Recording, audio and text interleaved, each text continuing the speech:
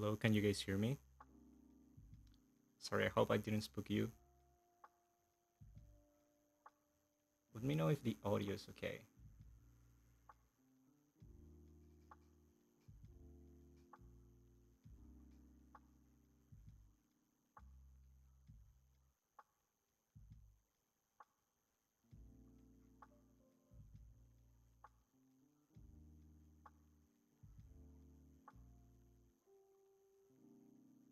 Nice.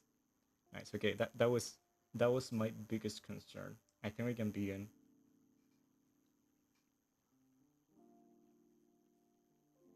The mic has a little buzzing. Okay, I'll try to fix it. Oh my god. Of course the noisy car had to go through my window now.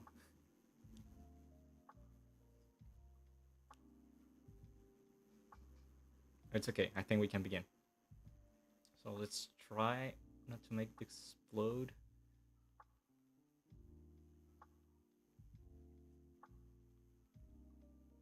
Hi. Can you guys see me?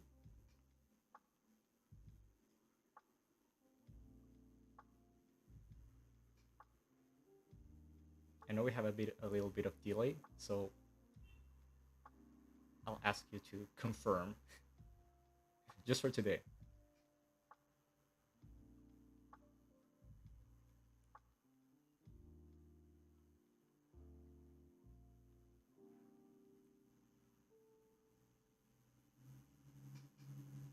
Nice.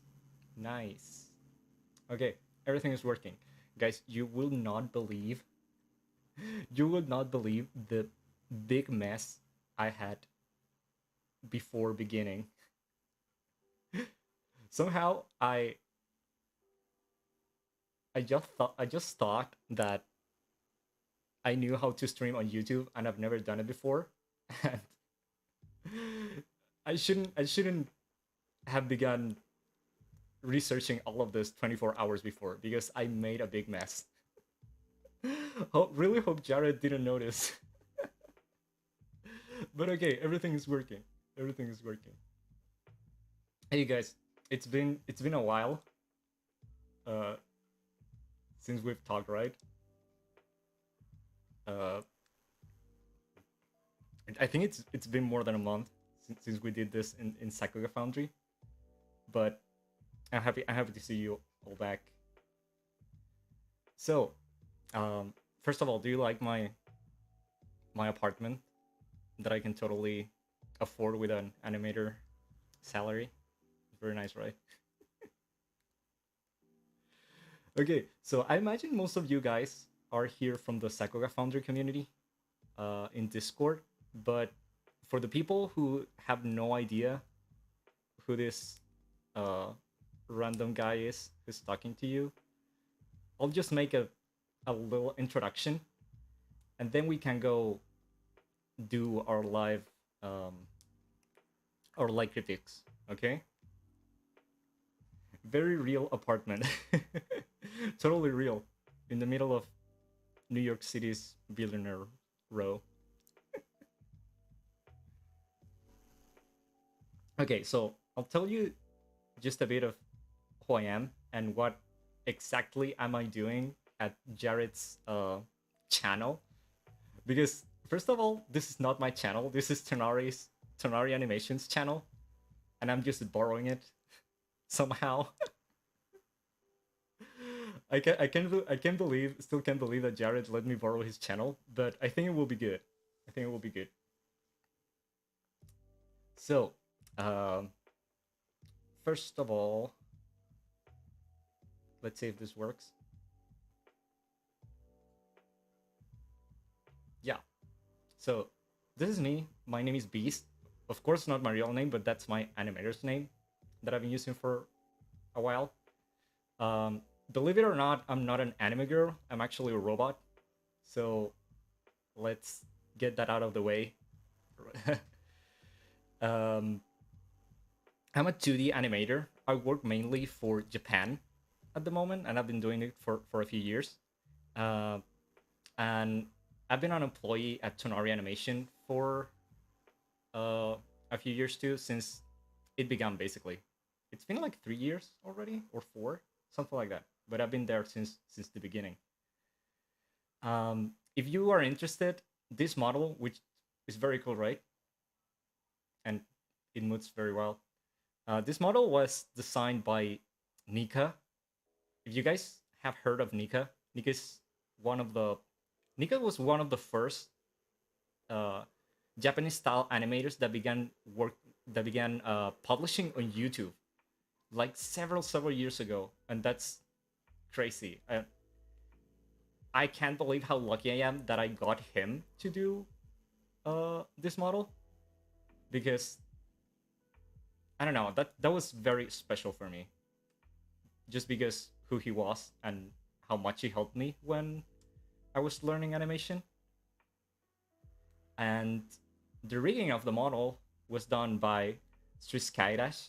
Uh, he was working with Nika, and he was the one that uh, basically put all the ridiculous things I wanted in this model and made them work. So thank you a lot for that. So to finish this part, you might have noticed that English is not my first language. I think I do it pretty well, but uh, yeah, you might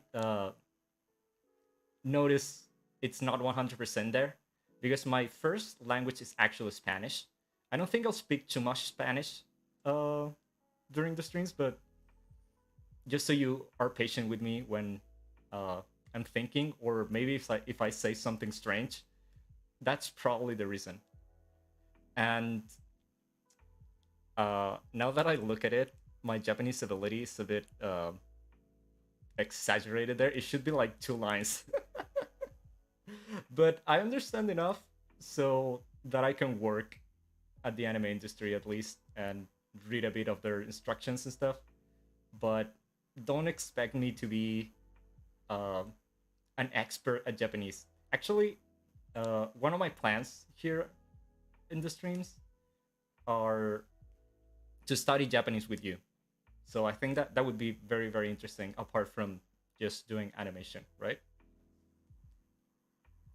So apart from working for Tonari, I'm also a freelancer, and I've worked for almost all of the big studios in Japan. I think there's only like two of the big studios I haven't worked on. These are just a few of them,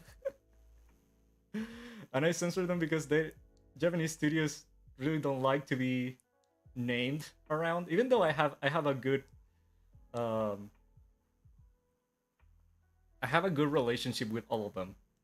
Like I don't throw trash to any of them. They have all treated me very well, and I'm happy for that. Um, as for anime, um, I stopped counting how many animes I've worked on. Uh, I stopped counting after like 50 episodes, but I'm pretty sure I'm very near 100 anime episodes already. So even though I've been here for just a few years, uh, those are definitely not censored. No, it's not the bitrate. It's just so Tonari doesn't get sued. So yeah, I've worked on a few animes already, so I have a bit of, I would say I have a bit of experience to share with you. So yeah. Oh, by the way, I see a few people writing questions. Um, that's something I wanted to address. Uh, I've never I've never streamed with a chat, and as I'll be drawing and doing stuff, I don't know if I'll be able to look at all of the questions. I would love to, but I have to look at several other places. So one option you guys have um, is to, I think we're set up to receive super chats. Um, I'm gonna be honest, I don't need money from this. I'm not doing this for money, but I think a super chat with the bare minimum um amount would be a good way to just to make sure I see your questions if you really really want it to be answered. If not, I'll probably just I'll I may be able to see it, but just so you know that my attention is in like three different places at the same time. Okay, but I'll do my best. I'll do my best to see your questions and answer them. Okay. Someone saying English is like 99.5% there. That's nice. Actually, something funny happened the other day. I've been doing these streams in private for like a couple of months for Sakuga Foundry. Uh, this is just um, the first public one. And while I was doing the last one, I had a friend at my house, and my friend is from Mexico,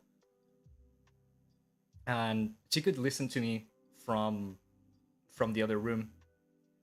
And when I got out of the room, she was like, "Man, your English is way better than your Spanish." And I was like, "Okay, thank you, I guess." I don't know why, but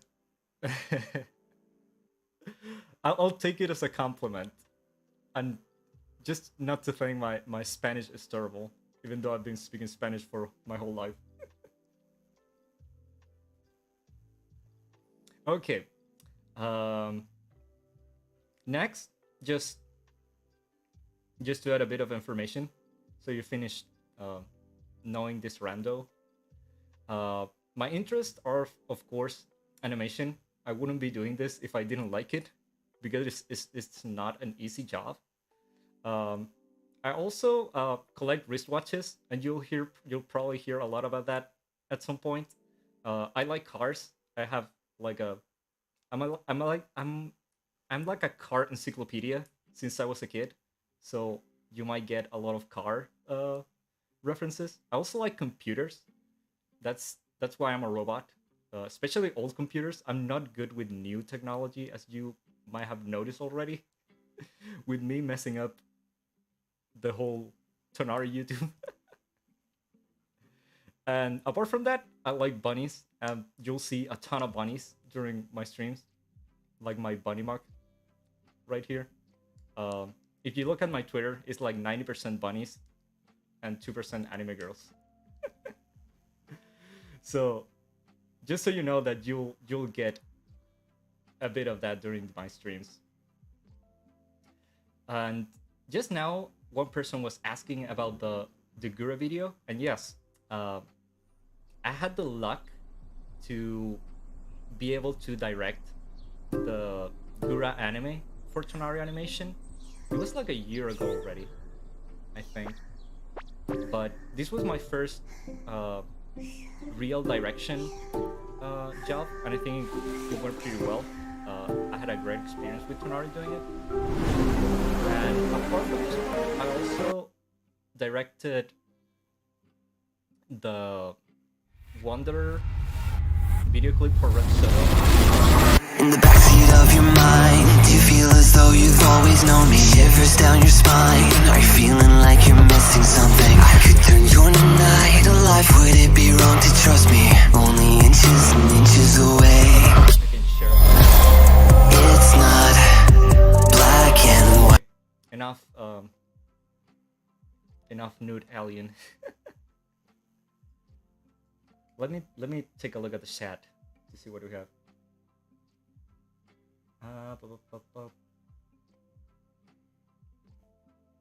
So the Guru anime. Very disappointed they took tutorials down. Just a spoiler, they're going to be back and better. Just a tiny spoiler. I can't tell you too much, but that's on the works, and not from me. It's coming from Jared. So just a tiny spoiler. No, it's dude. I'm not a dude. I'm a robot. I love Disney's Pixar cars. Video volume is at full. It's drowning you. Voice too low. Oh, I didn't know the video had volume. Okay, it should be fixed now, right? You guys can probably hear me now, right? Then you see, I'm I'm a bit of a newbie with streaming from YouTube. Just let me know if it's okay now, right? And if everything is okay, I think we can begin um, with our live critiques because that's what we came here to do. I'll just wait for a few seconds.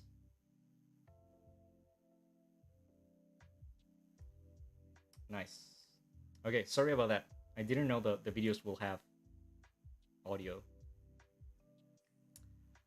But okay. Um,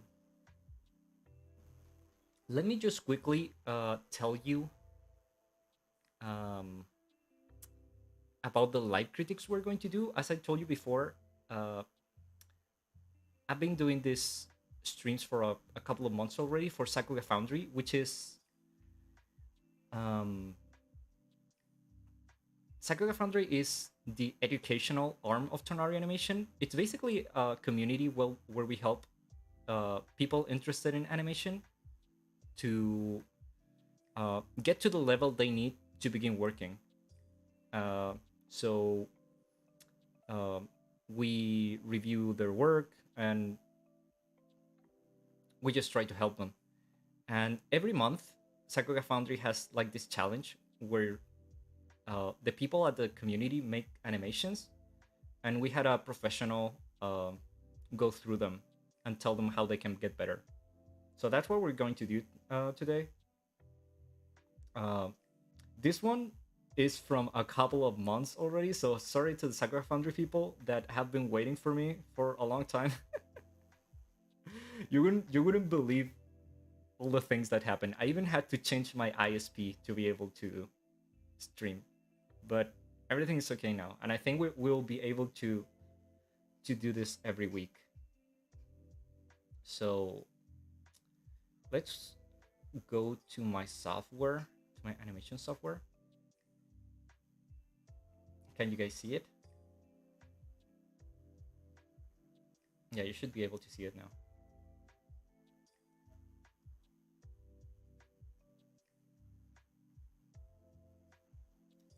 So before anyone asks, this is TV Paint. It's like the second most popular animation software that people use for Japan. I don't really use Clip Studio because just my own reasons, but it's pretty much the same. Like the things I do here, you can totally mimic them in Clip Studio. So do not worry about the software, okay?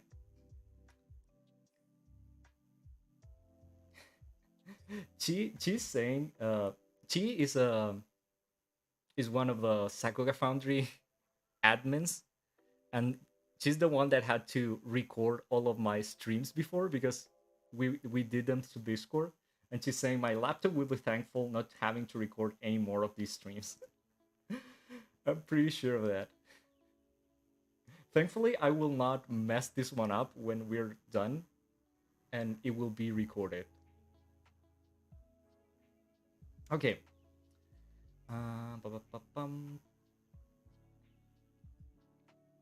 So this month this month had a lot of submissions. We generally get like 4 or 5. This has a ton of submissions, so we might have to do 2 streams so we can go through all of them, but we'll see. Let me select the first one. I'm just going to go randomly.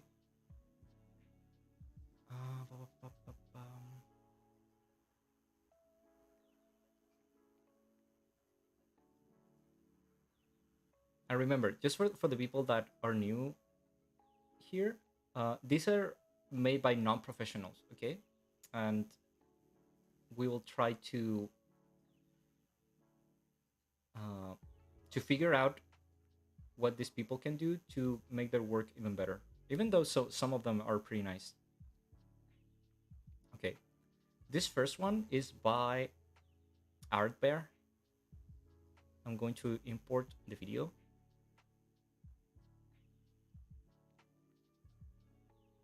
I'll take just a bit, and then I'll import the timesheets. By the way, you will hear me talking a lot about technical stuff because animation, especially Japanese animation, gets very technical. But do not be afraid because I'll eventually teach you how to do all of this. That's the idea of all of this stream stuff. So let me organize this a bit. And here's the timesheet that we will take a look later. Let's play this one a couple of times to see what's happening.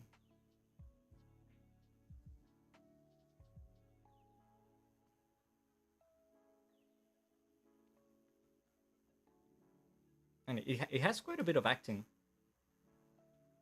Like it has, even though it's kind of a simple scene, it has a lot of work.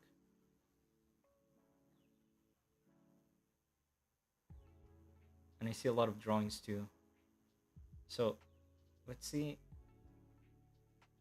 Let's make it loop a couple more times and we can begin taking a deeper look.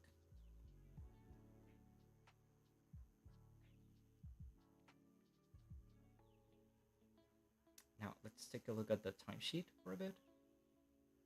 Code 1, duration 711.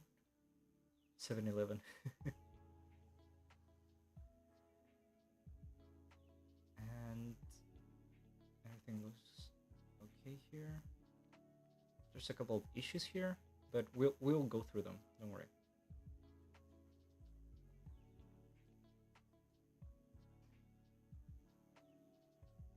So the first thing I like to do with these kind of works is to make sure that the drawings are at the same time of the timesheet. So let's see. We begin with A1. That's here. And A3 should begin at 5, which it does. And then we have a what's called a serifu, which is basically a mouth flap to make the characters talk. The notation is okay. Maybe it's not very visible though. When you send something like this to a studio, everything should be readable. So maybe I would have done this on red or something, or lower the opacity of the background a bit, just so it's easier to read. Then on 31, something changes.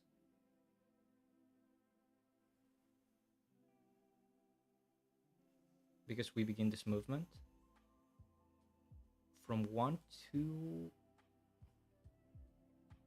7. Okay, there's a numbering mistake here on the timesheet. Arbor, if you're looking, this drawing that you numbered as 7. Oh, let me take a better color. This one, I know what you numbered 7 because you counted these ones, which are the in-betweens. On layout, you don't have to count this. These ones do not have a number. So this one should actually be 4. Okay, because we're not counting these. We only have drawing 1, drawing 2, which should also be here, and drawing 3. And the next drawing, the next key should be 4, not 7. Okay, so I think we're going to have something like that on the rest of the timesheet. Yeah, 7, 8, 9, 10, 11. This one should be 8. Okay. Um, that's something that has to be corrected. It's not a terrible mistake, but uh, the people that read this at the studio would be confused at the beginning. But at least everything looks like it's on the right timing. Let's take a look at this movement very quick. In between, in between, in between. And the key. And we have a spacing chart, which I don't know if you guys can see. And we have even spaced in betweens with an arrow here. And this is 3, and this should be 4. It's basically telling you the spacing of the in-betweens.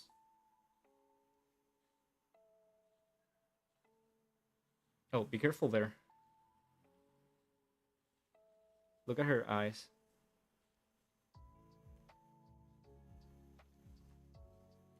They're a bit spread. But it's okay, it's an easy fix. Now that's actually an interesting expression. I understand what's happening. The weird thing I noticed though is that hand movement. Take a look at the hand for a bit. She does like an impossible hand movement. It's like a magic trick. But okay, I understand the intention, but man, animating hands is just difficult. So maybe it would have been good to take a live reference for something like this. This is actually a kind of heavy cut. Like, not a lot is happening, but it's very drawing dense. It's also not necessarily on the standard anime timing. Anime generally moves a bit different. It has a different how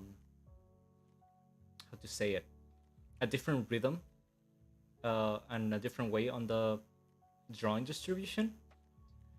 But as I said, like, this cut looks special. Like, it reminds me to a sequence done by my favorite animator, which is Ko Yoshinari, not the Trigger Yoshinari, his brother, which is also an animator.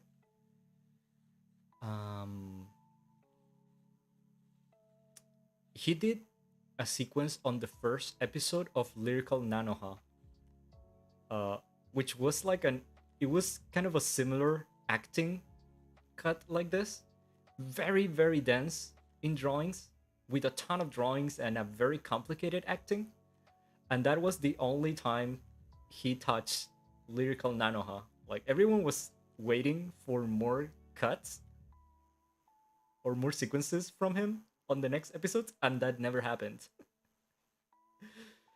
But it's still a cool sequence to study, and this one reminds me to that.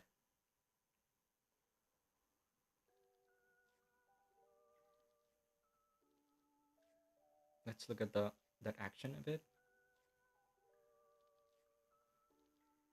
A lot of in betweens.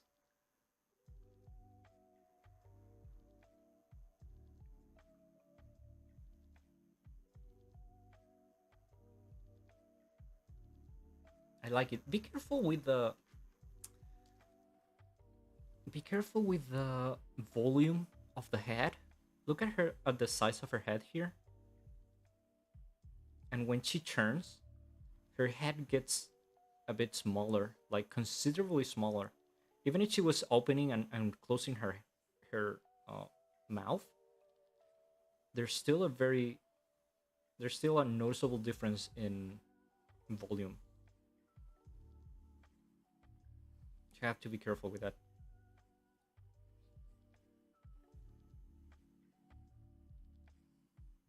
Oh, she looks very disappointed. There. but it's okay. I think that that's probably the intention. Careful with these lines too. I know this is just layout, so uh, it's not that terrible. But look at these lines appearing and disappearing here in this area. But that's just nitpicking a bit. What else?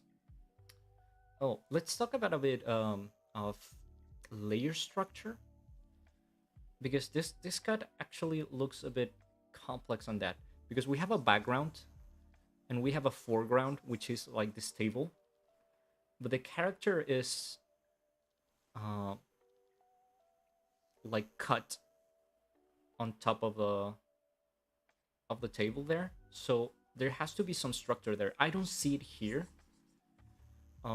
Generally we would need a book, which is an extra background layer, which would be the table, like book 1 here.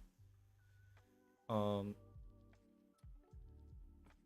maybe there's several ways to do it. Maybe these arms would be an extra layer, or the character would just be cut here, which is called a kumi in Japanese, or a register in Western animation. We would have to put a bit of thinking into that. I don't know if. Let me look at the folder really quick, and it doesn't seem like there is anything extra that I missed. The character is just cut.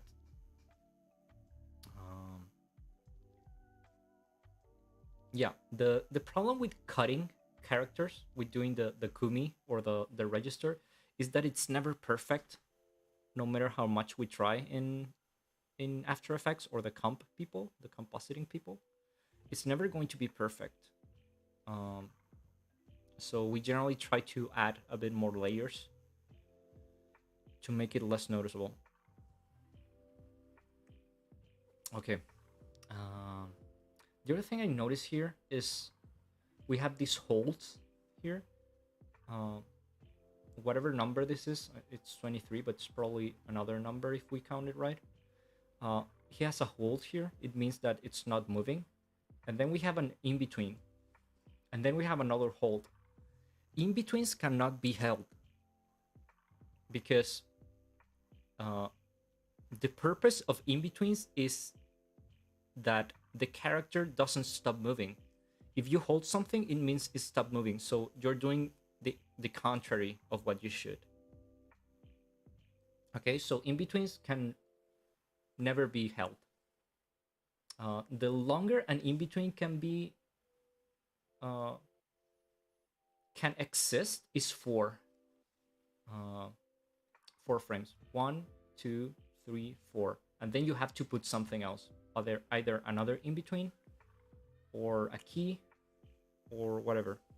But longer than 4, the character stops moving, so you cannot do that. Okay, at least for anime. Like maybe other type of productions would have different standards, but in anime it's the limit. Okay.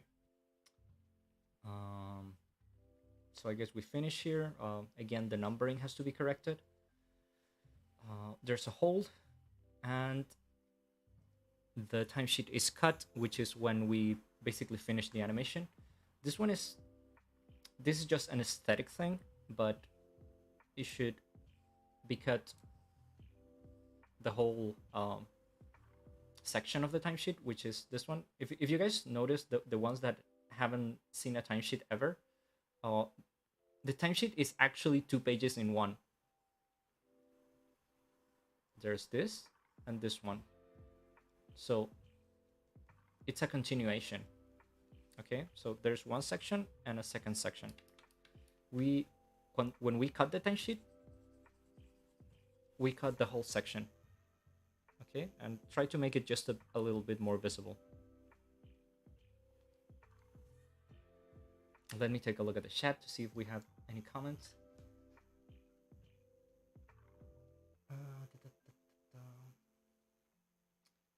Where do you send the submissions? to the Sakuga Foundry community. If I did everything okay, it should be there should be a link on the description so you can join the Discord. Um, Centron is saying AKA the dope sheet. Yeah, that's one of the Western names. The X sheet, the timesheet, the exposure sheet, the dope sheet. It has a lot of names.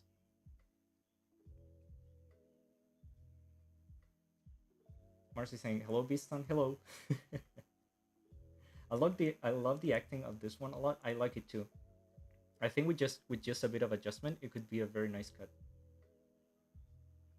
Pa, pa, pa, pa. Oh, by the way, thank you to she that's here, even though she doesn't have to. Our Sakuga Foundry admin that's here answering comments. Thanks a lot for that.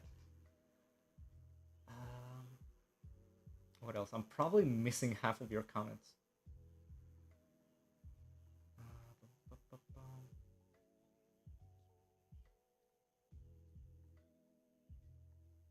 I finally downloaded the latest Krita, but I have not had the chance to try it out yet. I've never used Krita before, but I think they're trying to get uh, into animation, like actual Japanese animation too. So that would be interesting.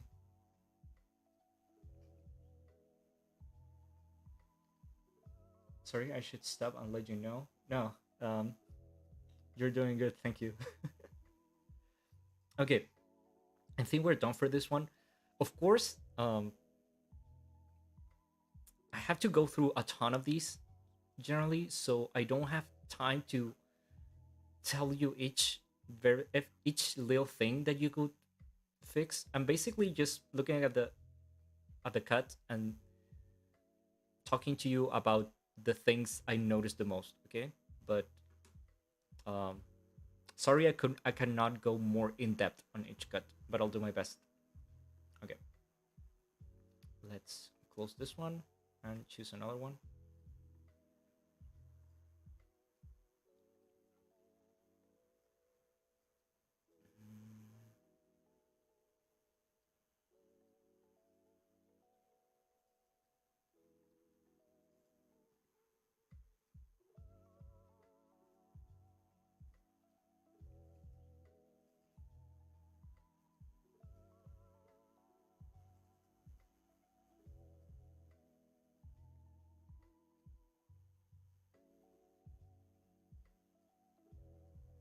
Okay, I'll do this one.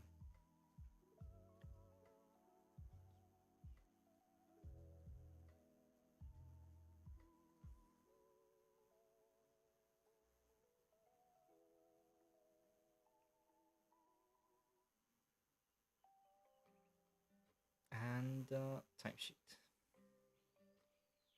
Oh, this one is by Roy Balboa. That's the person who did this cut. It's Keon, and I've been wanting to rewatch Keon for years, and I just never do it. But I have the best memories from Keon. It was such a wholesome show. Okay, let's play it a couple of times to see what's happening. Oh, it's a walk cycle.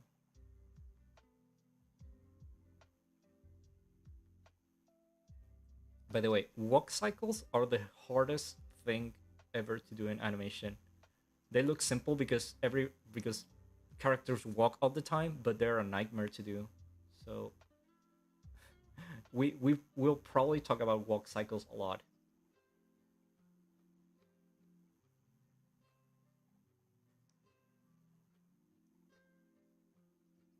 Okay, everything looks good. It has intention. The the perspective looks okay. Again, okay, we have books, which are these extra background layers. We have book 2 and book 1. This should be here though. if you're going to put them on screen, they have to be here on the timesheet too. So let's see how that its structure would be.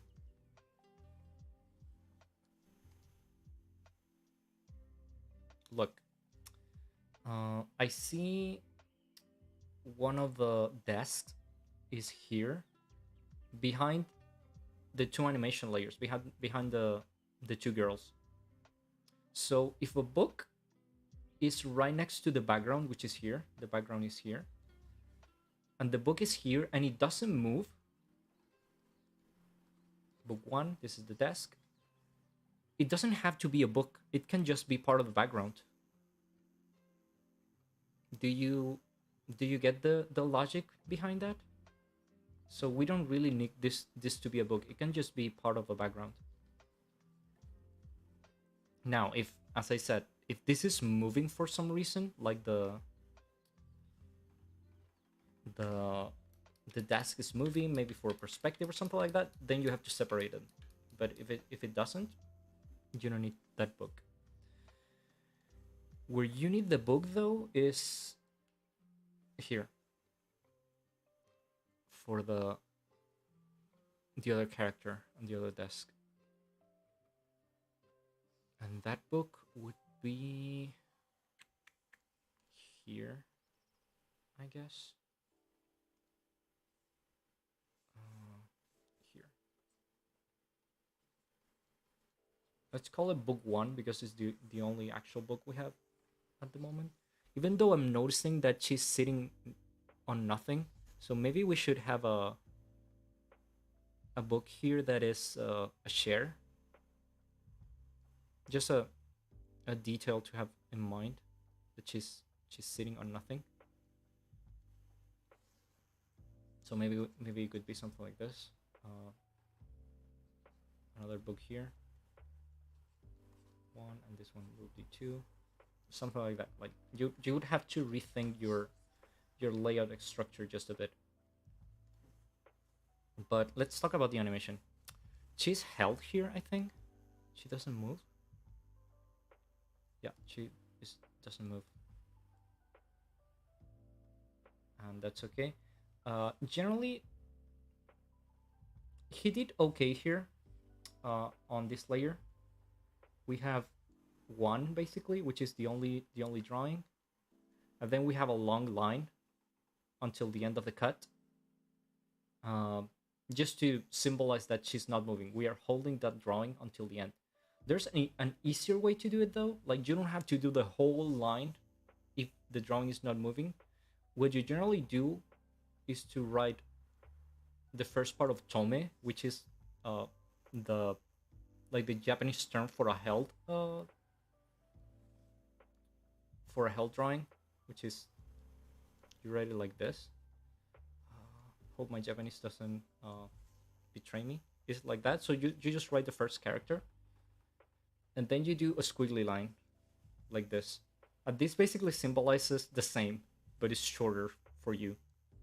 Also, if you do like super long lines, they begin to visually fuse with the other lines on the timesheet, so it becomes a bit visually confusing. So you can do that, and it will be all right.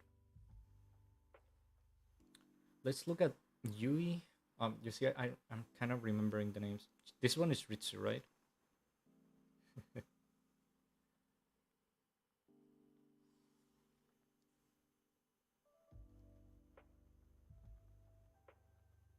It looks okay. I'm actually, because we have been doing this for months, as I told you, on Sakuga Foundry, and I see you guys learning a lot from the things we have talked about. So I'm very happy that, for example, your spacing charts are working and that your timesheets are working better. So I'm super happy about that.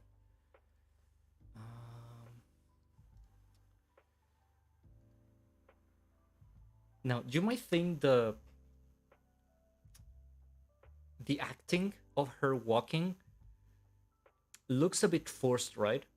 Like, she moves her arms a lot, but that could actually just be acting from Yui, because that kind of character. Like if she's walking toward Ritsu with like a uh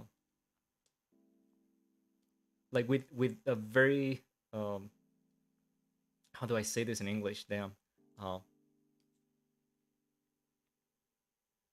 it's like a very determined walk, which I think would could be a good part of the cut. Like I don't think it's necessarily bad that her walking looks exaggerated,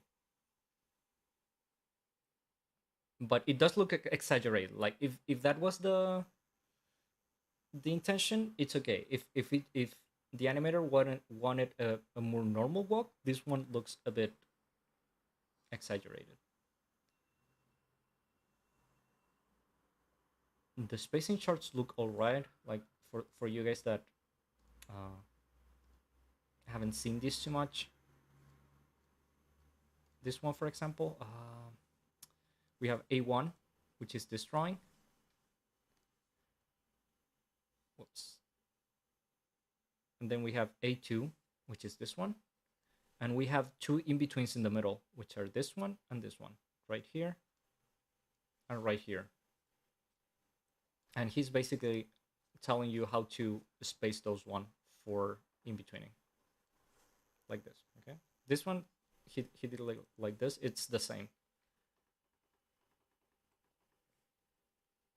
What I'm noticing, like, it looks okay. The spacing charts are correct. The timing is also correct, which is great. What I would do though, like, and this is more nitpicking into the animation, these in-betweens, I would put a bit of more intentional spacing for them. Like maybe instead of doing something like this, which is thirds basically, this animator is doing this. Maybe if we did something like this, the movement would have a bit more momentum, because the walk looks a bit mechanical in terms of force of the character, like moving. It looks a bit mechanical, like she's not really doing a lot of force with her body to move. So it might be a bit of that. The other thing that might help the walk is that she's walking very straight. She's not doing any up and down, because walks are like this. You go up on one of the poses and then you go down, and that's kind of the secret for walks. Like once you do that, your walks are always way more credible. But beginners sometimes have a bit of trouble grasping that. So I think that would help this one a lot. That's in terms of the animation. As I said, I think it's all right. Uh, the spacing charts work. The timesheet works. In terms of drawing, uh, I think her proportions are a bit off. She has a very long torso, or maybe it's just the shape of her jacket. Maybe we can take a look at the sete for a bit.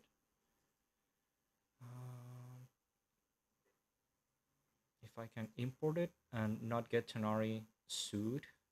No, I don't think that's going to happen. Just look at this for a bit.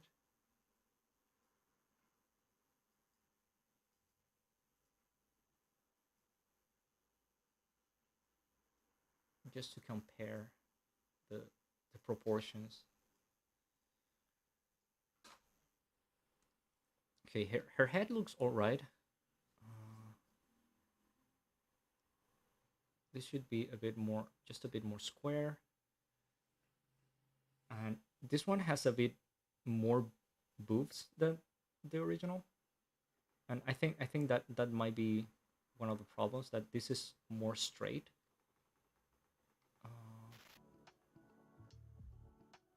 Oh, something happened with the music. I didn't notice it. It stopped. Okay.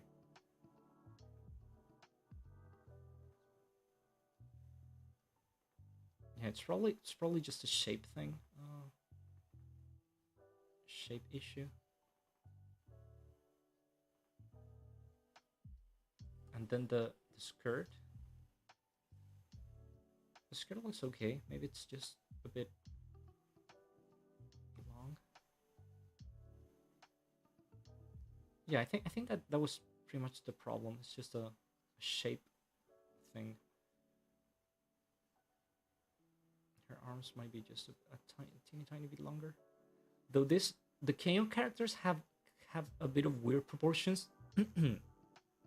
If you notice, and I noticed this years ago, their hands are minuscule.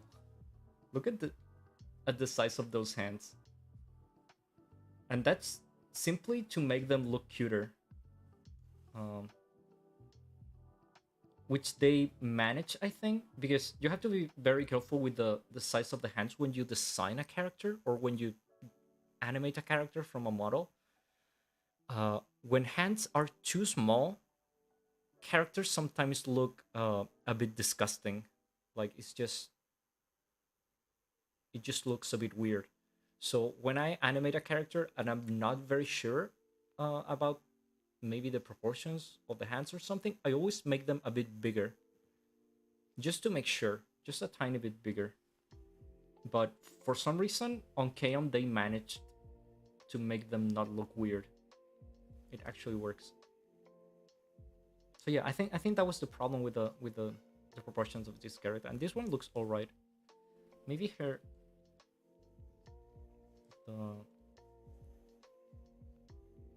we could just soften this edge a bit, but I'm just nitpicking now. I haven't even looked at the model of this one.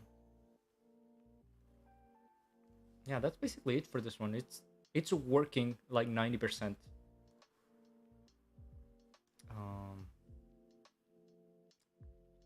Yeah, I don't think I have any more comments. Let me take a look at your comments though.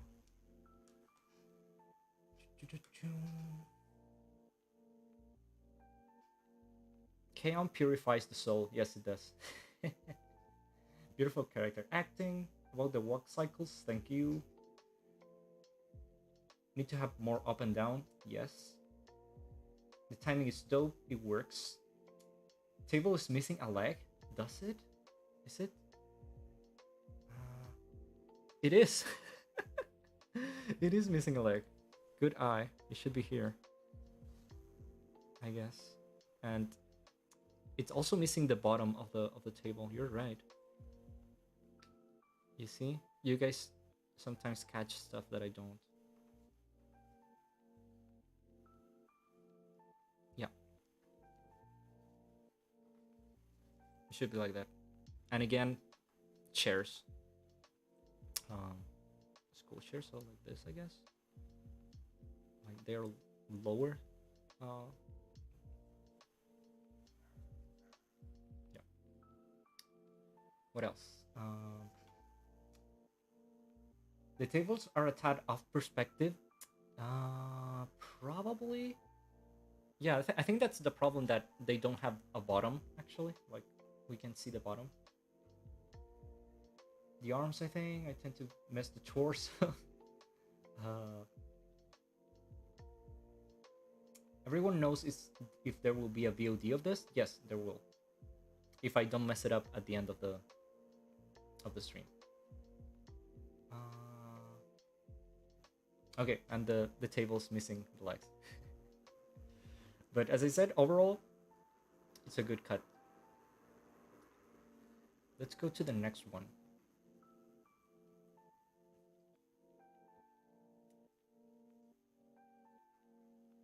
By the way, I have the impression, I'm looking at the clock, I might be talking too fast, maybe. Because we have only been here for an hour, and I thought we were doing a longer one. So let me know if you guys can understand what I'm saying. If not, I'll try to go a bit slower. this the one? Because there's two.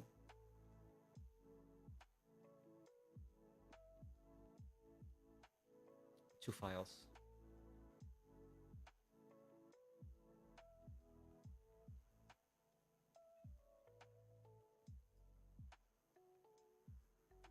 Let's take a look. Oh, a ton of in-betweens. Yeah, I think we can work with this one. There's another one, but I think this one will work. And the timesheet.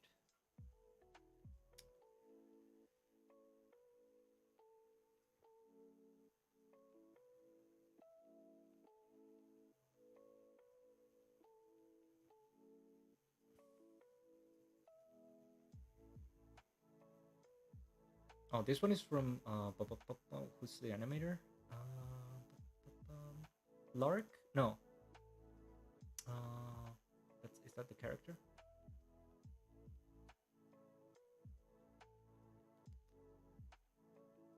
Sorry, I might be messing up the names.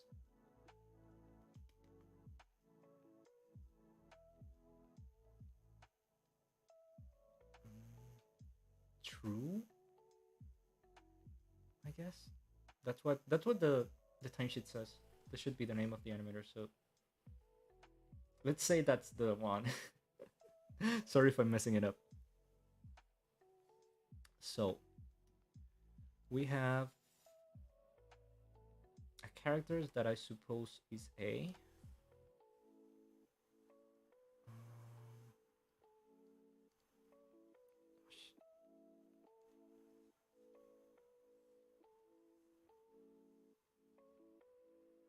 Yeah, A1, A2, A1 head. Okay, so this is the character.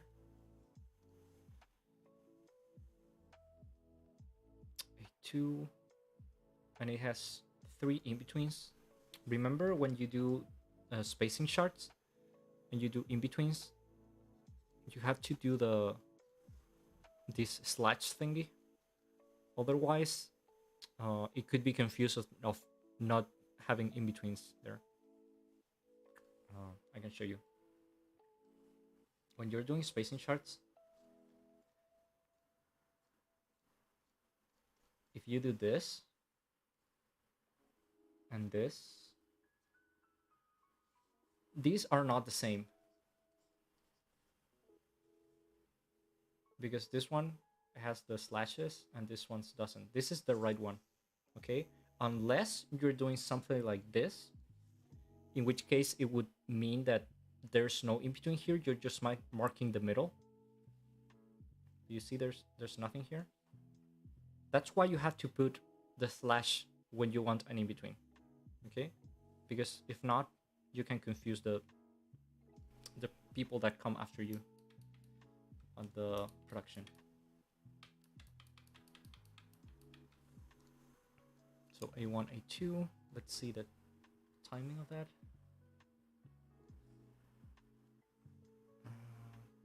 These are 3 frames, looks okay. Also, the spacing, be very careful when you do this, the spacing charts. Spacing charts work with middles. If you notice here, we have a middle here, like it's clearly the middle, but these ones are not on the middle. They are kind of more towards the borders, and you have to, if you want that, you have to signal that better. So this spacing chart could be something like this. Like now they're on the middle. You see? Or if you want to keep this spacing, it would be something like this. You have the middle. Here you have fake middle. And here you have the in-betweens.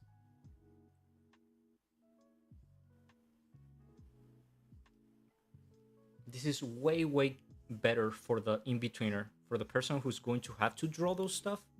If you give them the exact middles, it would be better. Okay.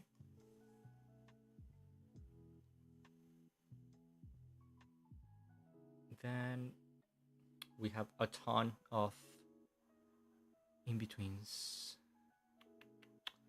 from A2 to A3.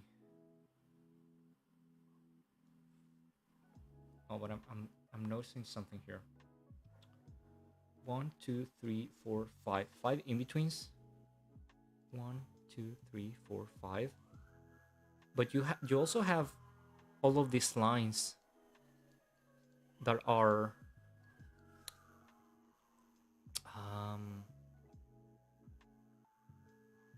how do I say this? They're empty, but they don't necessarily help me figure out the spacing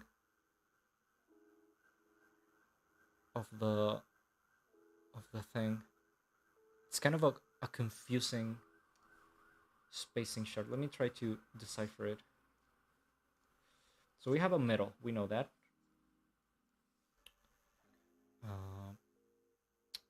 Then I think this should be middles too. So we have this, and then these are in thirds.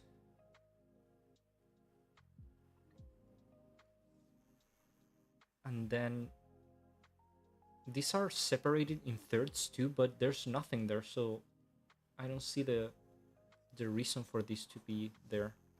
At least that's how I'm interpreting it. But it is a bit confusing. That's why you have to be careful with your spacing charts. When you're doing spacing charts, think of yourself as the in-betweener after. There's someone who will have to try to decipher this later, so try to be nice to them. The other thing I'm seeing here is triangles.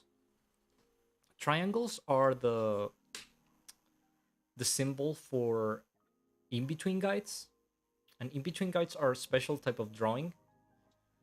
They're in-betweens, but they're like in-betweens with a hint. But here, these are just normal in-betweens. You see? These ones have slashes, but there's triangles here. So there's a mismatch. Either you do this as normal in-betweens, like you do the slashes, or you have to change this to in-between guides, and you have to name them. Like this could be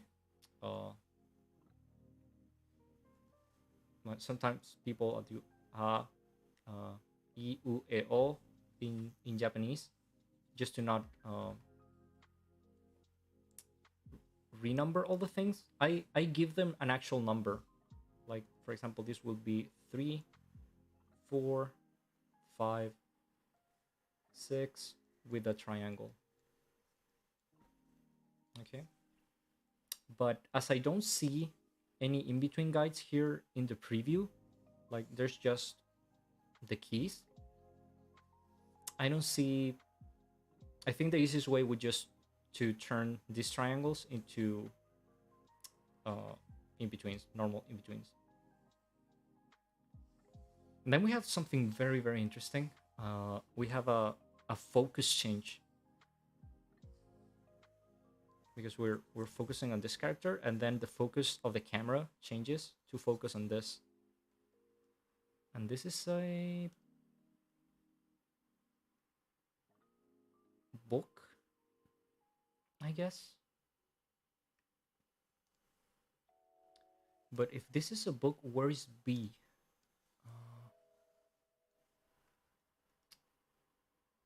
Torso and arms.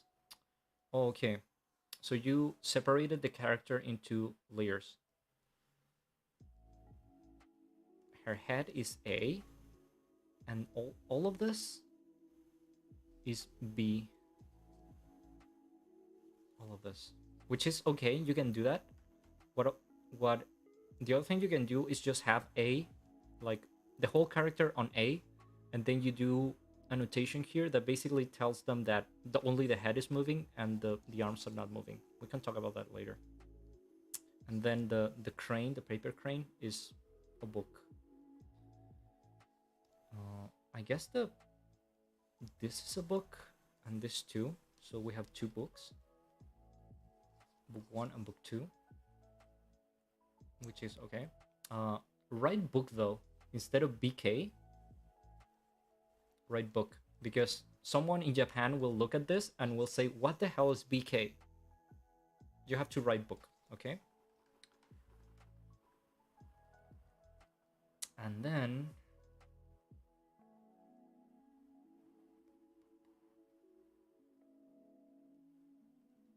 okay, you have a focus change. I don't remember the exact notation for the focus change. It's in one of the Tonari manuals, which I'm going to share with you eventually.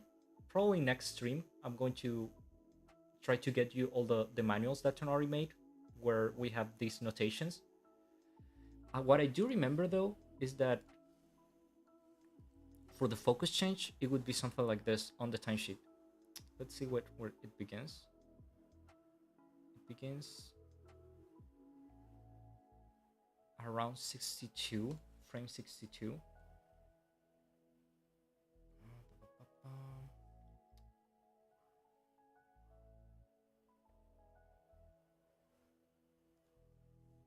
Frame 62 here, around here. And basically what you do when you're doing something like this, like a focus change, you do a notation like this. Have you seen something like this before? It's used on storyboards, both in the West and in Japan. Basically, this is your first focus, like A and B. So here, we're focusing on the character, and then the focus changes gradually to focusing the second subject, which is this one. So what you would have to do here in the timesheet, in the camera section, is to do something like that to signal the transition.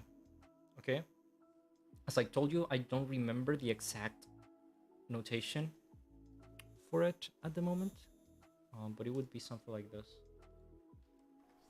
Oh, you wrote something here. Autofocus from autofocus effect at 212 to 220. Sample video provided. Okay. The way I'm showing you is way easier. Okay, because you, as I told you before, like in some of the previous streams, you can write comments like this, but when the notation is not very clear, for focus change, the notation is always very clear. Even though I don't remember the name, it will be something like this. But in Japanese, a bit, let's say, focus change A to B, and then you do it on the camera thing, and you don't have to explain all of this, and you don't have to provide them with a sample necessarily. You just do this and they will understand. But as I said, the exact name of the notation I don't remember at the moment, but I'll try to give it to you with the manual. Overall, apart from that, I think it's a very nice cut. The drawings are very nice, very, very nice, and the crane is also very, very well drawn.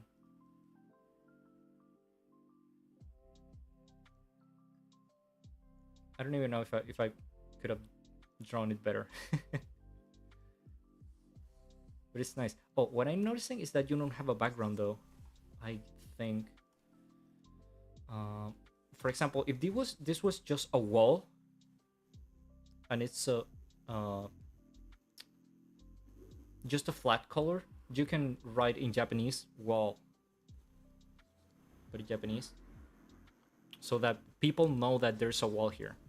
Okay, but if you give them nothing, like there's no indication, there's just a flat color, they will be confused as to what is on the background, because there's no perspective here, like nothing.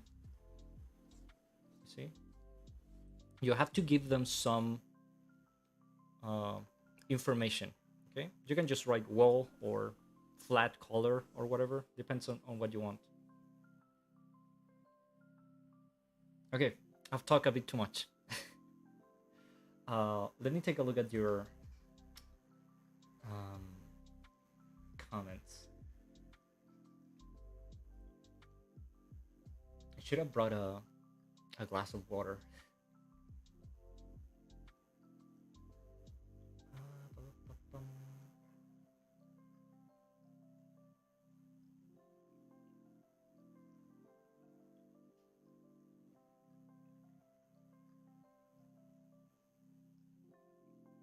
I didn't even know there was a notation for in-betweens. There is.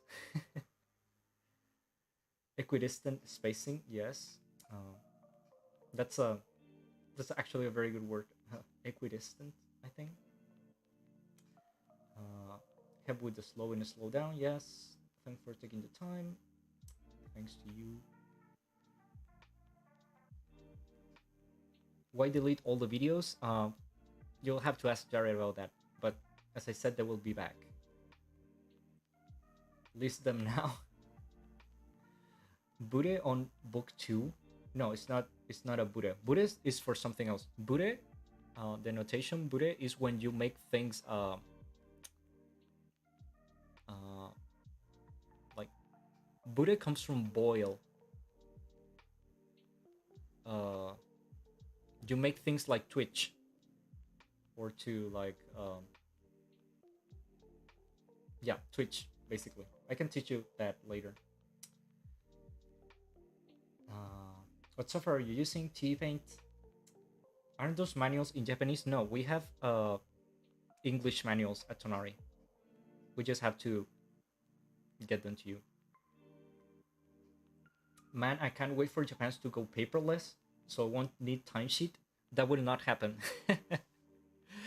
Japan might go paperless, but the timesheet will always exist because it's just too useful.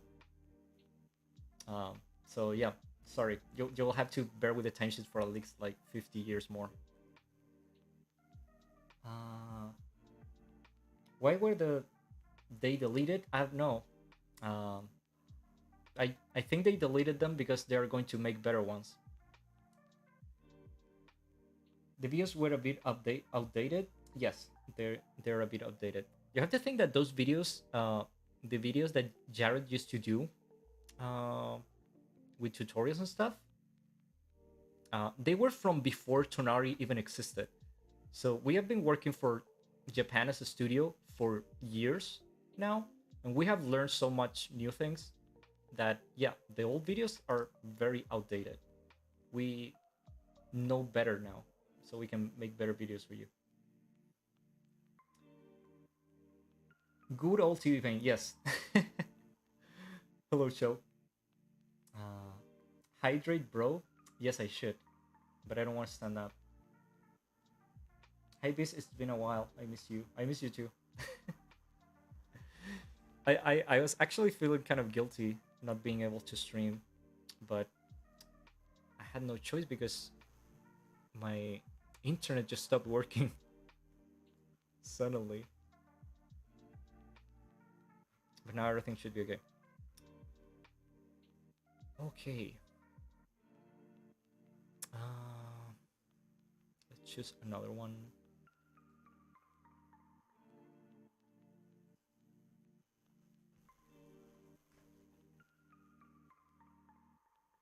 Okay, I think we can use this one.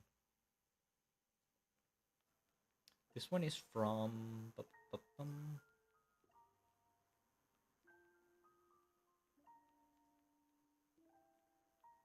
what's the name of the animators?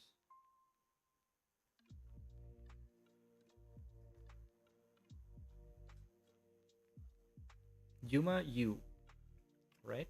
Sometimes I read these Japanese names and I wonder if they're the name of the character or the name of the animators. So But I guess Yuma Yu is the animator.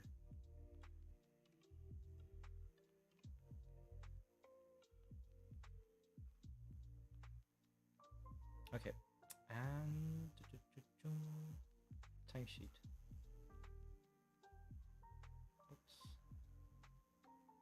Okay. Come on.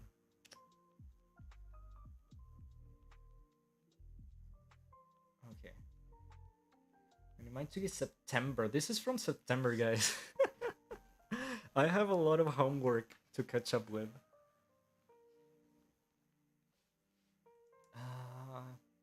One, cut one, 4 plus 11.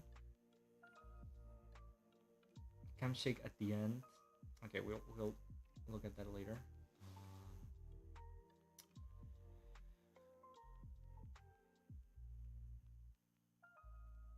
Okay, let's try to understand the structure of the cut. We have background. The background is a bit too visible, like it is making it hard to look at all the elements of the cut. So when you do a background, you can just lower the opacity for the preview, so it's easier to see the whole thing. Okay, so background is here. And then we have A, which is the character right here. And then we have B, which I guess is the spider. Oh, I haven't show it to you. That's the gut.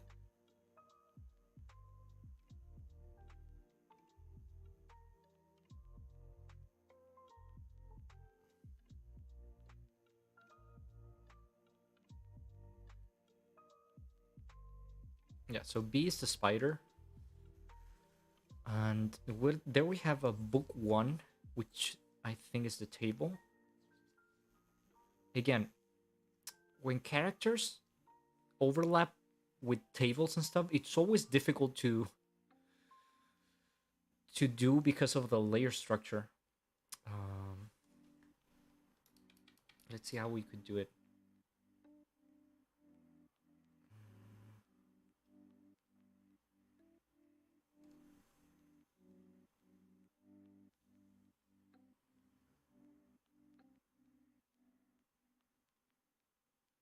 Okay, one way you could do it is to separate the characters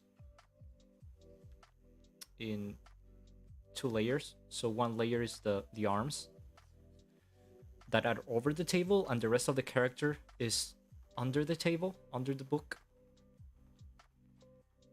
And the other way would be putting all of the character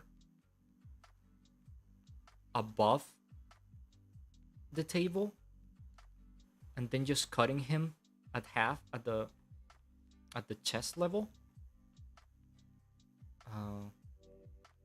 But yeah, it's kind of, it would be weird to separate him in several layers, because his arms just come back to the body. If the arms were here, it would be way easier to separate him. So I guess that's what I would do. I would do the character like this would be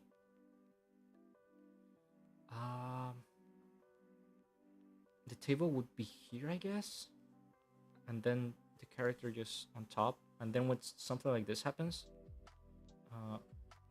when he just falls, you just cut him here with comp. Like, you just get rid of the rest of the drawing.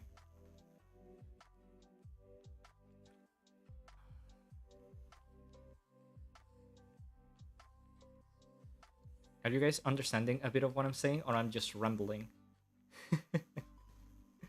Let me know.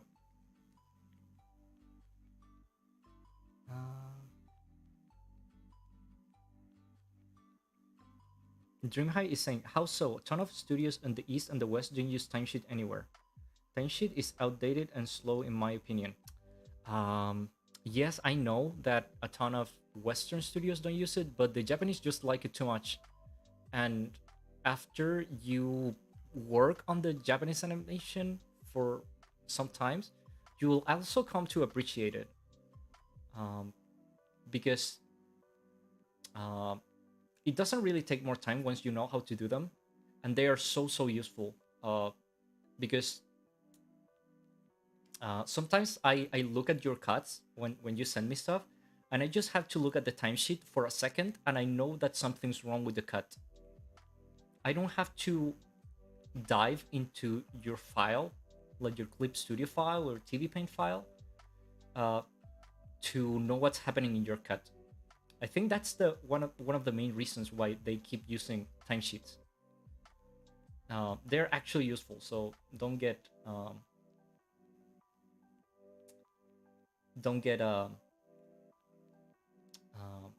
do not hate the timesheet so much. That's basically it, because it is useful. Uh, so I'm saying Western studios use Toon Boom. Have fun using that. Yeah, I have used Toon Boom before working for the anime industry. I worked on Western animation. I used Toon Boom, and I hate it. I don't think it's a bad software. It's just too much for me because I'm a blockhead. Toon Boom is just uh, it's an enormous software with a ton of uh, very sophisticated tools, and it's a bit too much for me. But yeah, the big problem that happens on Western studios, at least from my uh, experience, is that when you only use software files like the Clip Studio file, the uh, Toon Boom file, and all of those, uh, the it's almost impossible to make the all of the animators do a very organized file. They're generally all very messy. And I say this because I've had to dive into hundreds and hundreds of animation cuts from Toon Boom, and all of the animators do their files differently, and it becomes very messy. So if you ask me, after working on both, which one I prefer timesheet 100%. It's way faster, at least for me.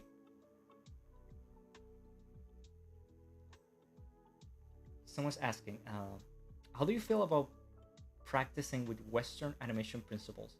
I've read the impact should last for about 2 frames or twos, but intended for 24, I believe, is on 8s or 12s.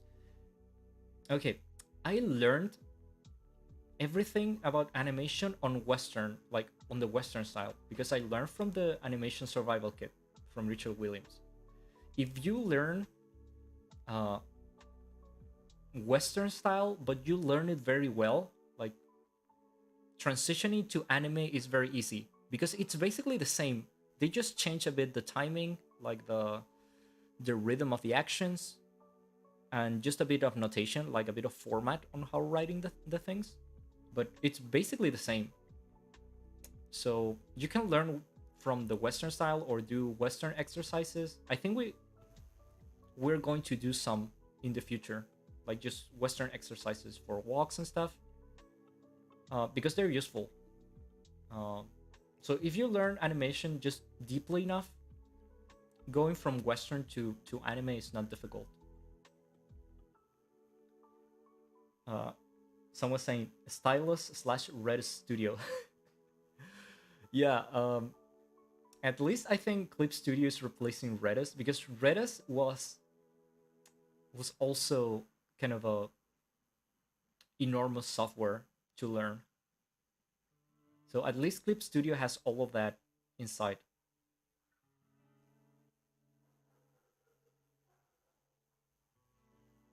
Okay, last comment, and I go back to drawing. If someone is good at illustration but has never done animation, how much work would you say it takes to transition? I have an actual case, because my first student, like formal student, was an illustrator, like graduated from illustration, and he came to me to teach him animation, and I made a 6-month course to him, and I think he learned the basis very well in 6 months, and now a few years after, he's now a very famous animator in anime. So yeah, I think learning animation, if you know how to draw decently enough, it should take around 6 months. But the big obstacle generally is drawing. Okay, I learned I'll read the rest after I finish this one. Back to TV Paint.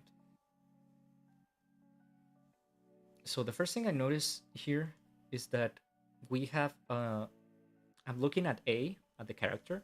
We have a spacing chart at the beginning, like in the first drawing. That's the way they do it in the West sometimes, but for anime it's the other way around. Let me explain. When you have two keys,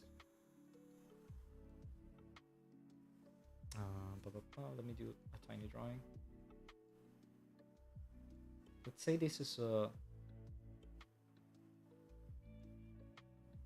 one of the drawings, one, and you have another one, your second key, which is 2.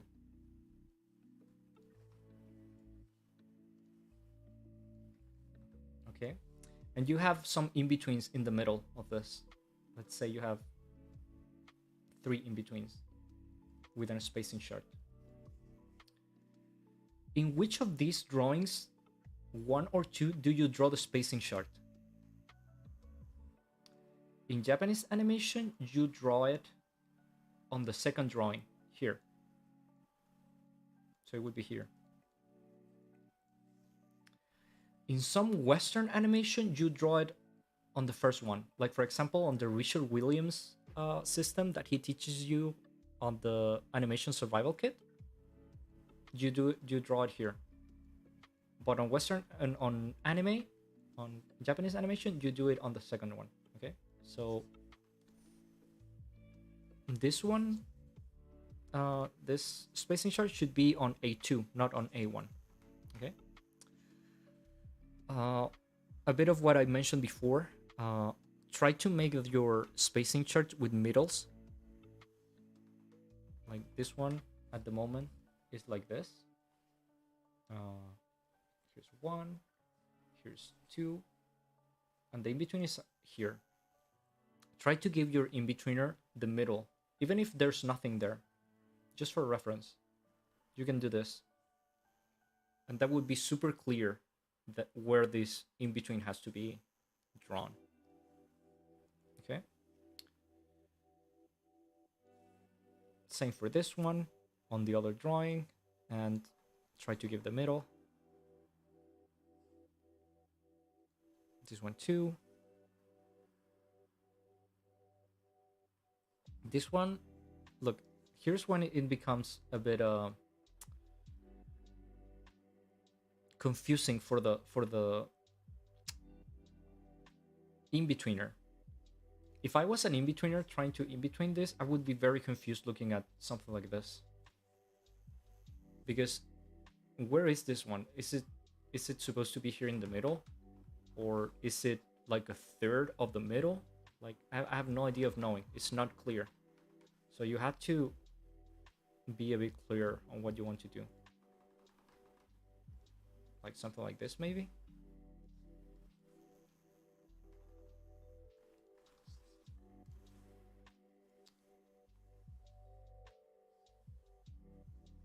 Not okay.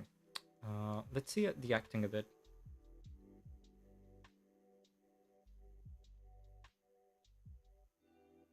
I think the drawings themselves look okay.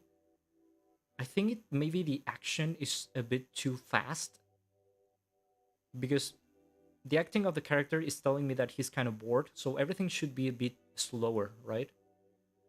Like he sinking into his desk like this, all of that. It looks a bit too rushed as an action. Maybe it's because it doesn't have enough drawings, but it's just my first impression.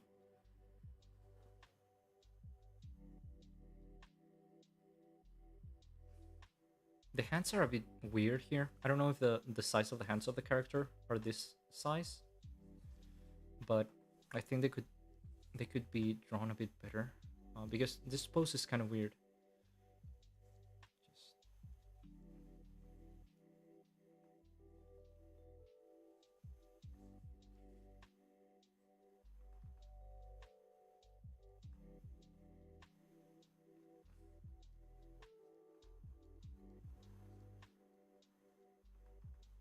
It could be something like this, maybe, because when you open your hands in this, like in this position, it's like you're giving someone a hug.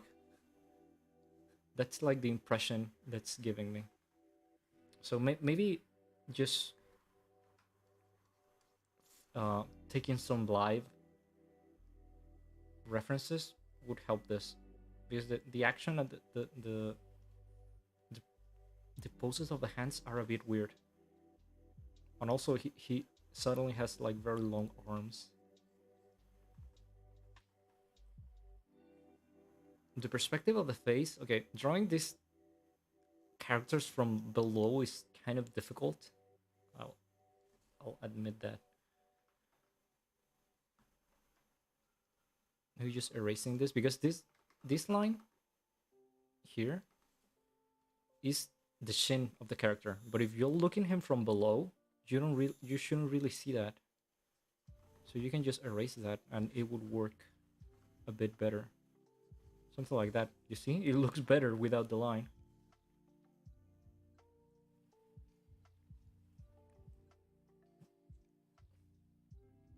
Okay, and here we kind of lost the perspective a bit, and the model too.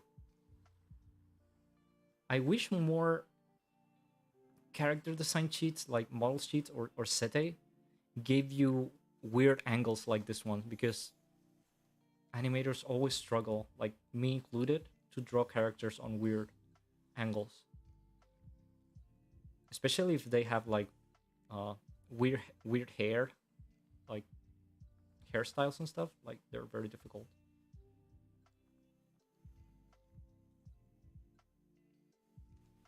Let's look at B, which is this spider. Okay, I assume this line or this squiggly thing is because B is not present from the beginning. It appears on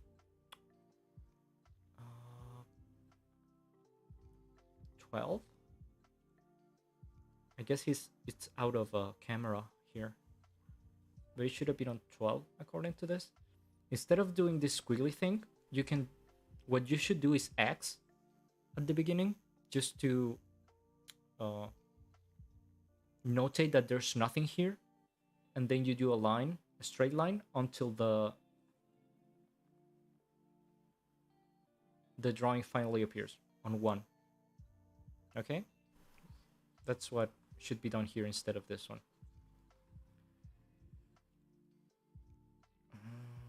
Then we have in-betweens, and here, if you're going to end this or like finish the movement here, but the drawing is held, you can do the squiggly line, and that will symbolize that it stays like this until the end of the cut. Otherwise, if there's nothing, the person reading your timesheet might think that you forgot something. You should not write end here. That's not something that's done on the timesheet. Even though I understand that it might be useful, but it's kind of breaking the format. Just do the squiggly line, and that will make it clear. Okay. You have a camera shake here.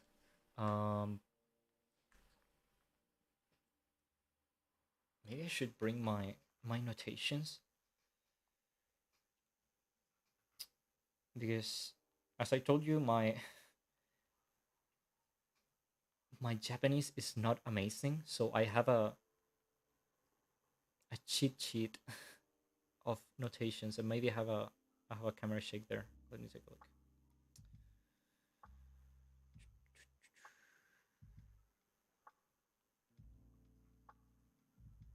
Here, you see, I have everything. All the important things I usually use are here, and I can just copy paste them. I don't have to write them. I have a handheld camera, shrink things, set it for repeat, camera shake. Here it is. So I can just I can just copy this and put it here or here in the memo. Like these notations go in the memo area. Like here. You can do like something like a circle there or a star, just to symbolize that there's something here. You don't need this. Camera shake. And when you have your camera shake, you generally do something like this, just to kind of symbolize the type of movement. If I do something like this, for example, it means that it moves a lot at the beginning, and then it kind of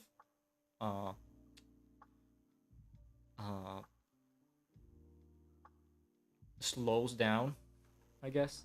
But if you do something like this, it means it gets stronger on the middle.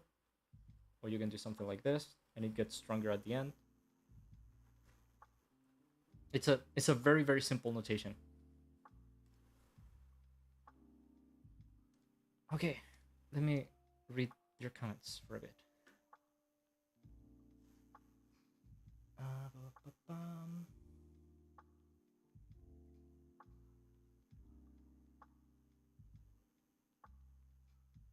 Okay, the illustration comment. Maria is asking, I want to learn how to do both Japanese and Western animation. I used it on Flip a Clip. I don't know what Flip a Clip is, but yeah, great. Like I learned, as I said, like I learned everything from Western animation, which I think is more available still uh that Japanese animation information. And then transitioning to Japanese animation was super easy. How does one become one of your students? Here, just get to the Sakuga Foundry thing. I might not be able to do like one-on-one classes yet for you guys, but this is the best I can do for the moment. You can send me your cuts. I can take a look and tell you how to make them a bit better. And you can also ask me questions or ask other professionals at Sakuga Foundry, because there's a lot, not only me. You can ask us questions, and we will do our best to help you. The only thing Clip needs for animation is just the ability to copy paste frames. I guess, as I said, I don't use Clip Studio. I should, but I'm just too fast on TV Paint to change now. Which is on my detriment, honestly, because TV Paint is so expensive. Like Clip Studio is like $100 something, I think, and TV Paint is more than 1,000 euros. So yeah, big sacrifices for using TV Paint. Mungo is asking, aren't most animators started with illustration? I'm not sure. I didn't start with illustration myself. I just started with animation. I went to school. But yeah, like it happens.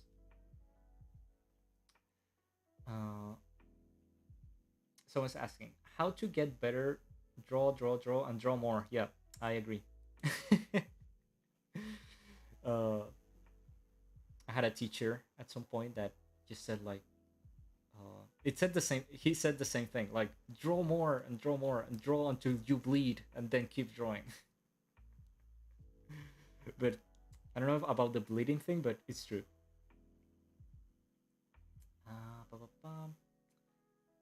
I've got something I got to ask you. Not Western animation. I've asked him to know. What does the subtotal number plus number mean on the Japanese storyboard? You mean that? You mean this stuff? Oh, it's not here. I think. Oh, maybe you mean this? This is the duration of the cut.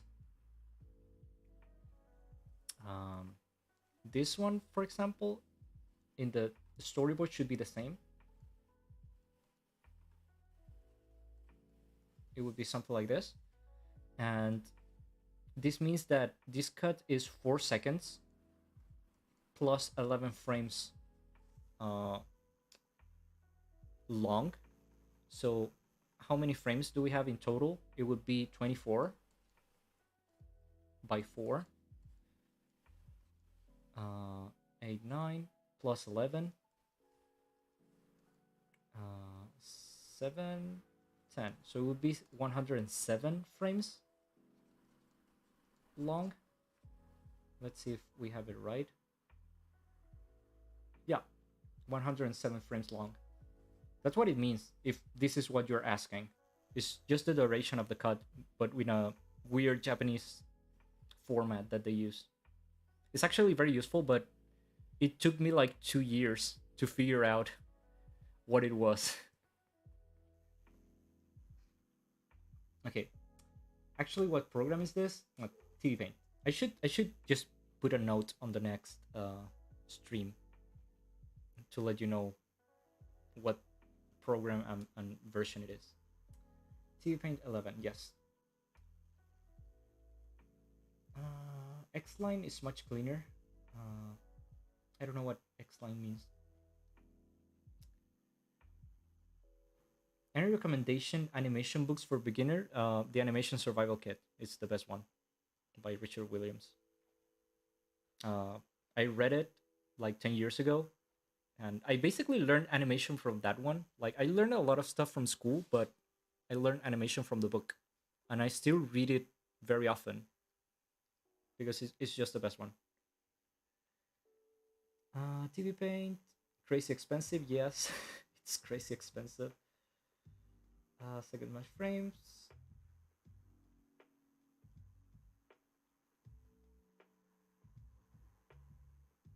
Why do they write it like that? They write it like that because it's basically a counter. It makes sense when you see it live on your animatic or your offline, which is like the episode or the cut, but you see it like going through every frame. So this counter is actually would be live. Like this counter, it would begin on 0 plus 0, and this number would go up every frame until it reaches 23, and then it goes back to 0, and this get 1. Like, then it makes sense, and you understand how it works. But if you see it like this at the beginning, it's kind of hard to guess why it's like that.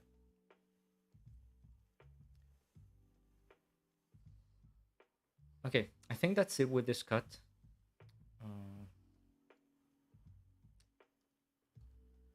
Should we go to the next one? Or should I wait for a few more comments from you? I'll take a look at the other cuts for the moment. We are nearing 2 hours of stream. I generally do this for 2 hours. But you had my whole introduction at the beginning, so maybe I'll go just a bit longer, like 15 or 30 minutes more. if you guys are not bored to death of listening to me.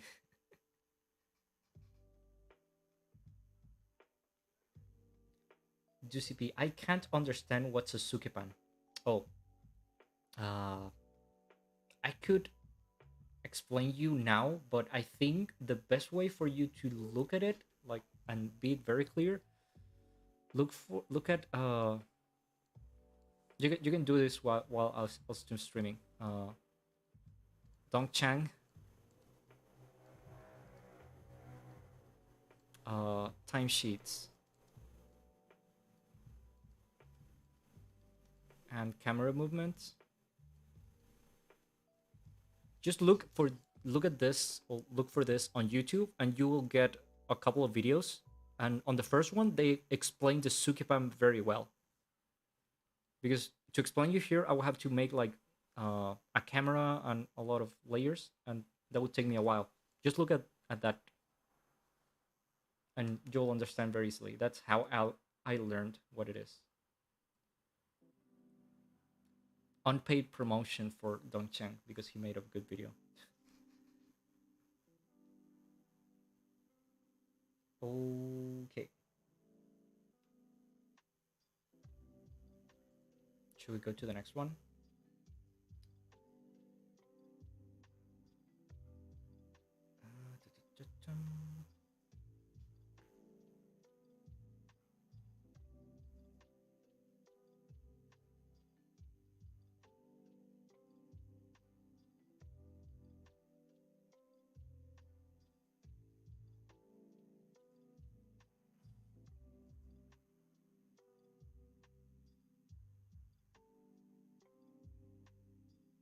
Oh, I saw this one at the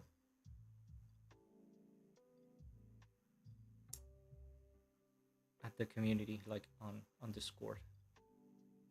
Let's try this one. Oops.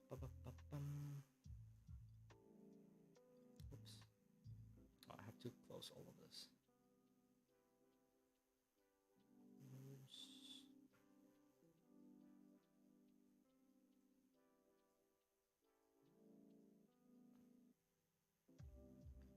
By the way, speaking of Sukepan and stuff, all those camera movements, like especially camera movements, generally have to do with parenting some layer to the camera, so the camera can follow a layer, a specific layer. Doing that on TV Paint is very hard, and that's the only thing that I wish they fixed. Because Clip Studio can do it, After Effects can do it, but TV Paint, it just seems it cannot do it. Like, you can just parent something to the camera, and that sucks. I wish they fixed that. It would make my life a lot easier, at least. X sheets. Oh, we have a ton of X sheets.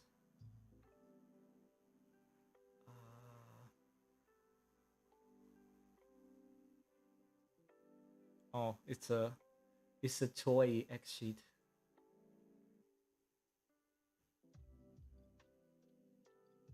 I guess. Oh my god.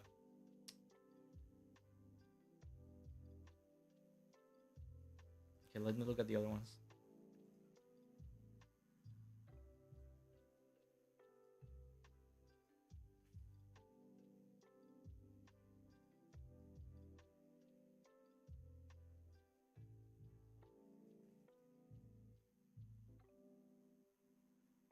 Okay, I understand now.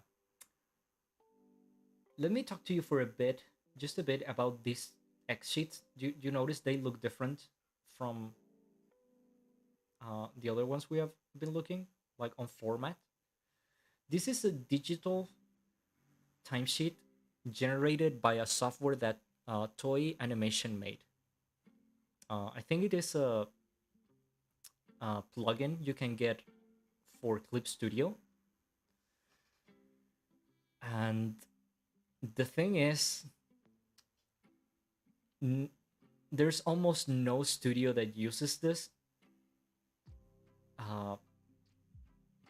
basically every studio I've talked to hates this format. They just prefer that you write it yourself by hand. And I know this because a long time ago, Tonari was working on a toy animation production. I don't remember which one. Uh, Maybe like One Piece or something like that. And they did all of the timesheets on this software for toy because okay, we are working for toy. Let's use their software. And they received the timesheets, and they said like, "Why are you using this piece of trash software?" And they were like, "We were like, isn't this your software?" And they were like, "Yeah, but it's a piece of crap. Don't use it." So yeah, um, you should learn to write your own timesheets. Sorry about that. Even though I haven't used this software, some people say it's very comfortable. So sorry about that. No, no, don't don't apologize to me. Uh, it's not your fault. It's just a funny anecdote. I think it was just a failed software. Um, but yeah, even if you have a good software to do this, you should still learn to write your own timesheets because it's just so useful. Just a just a tip, okay? Okay. Um, so I guess this is the first. Oh, it has sound. Sorry, I'm going to mute the sound because I don't want the audio to explode again. Let's see. So this is a still. The first cut is a still, so nothing's happening. Only BG, no cells. Okay, understandable. And there's nothing here, right? Yeah. Okay. Next one. Oh, I should play it for you a couple of times.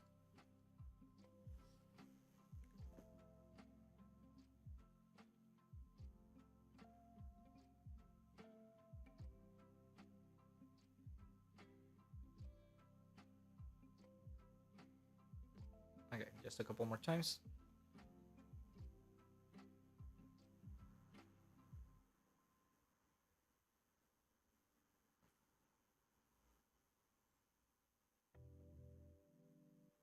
Okay, I think we understand what's happening, okay? So cut number 2. We have a BG.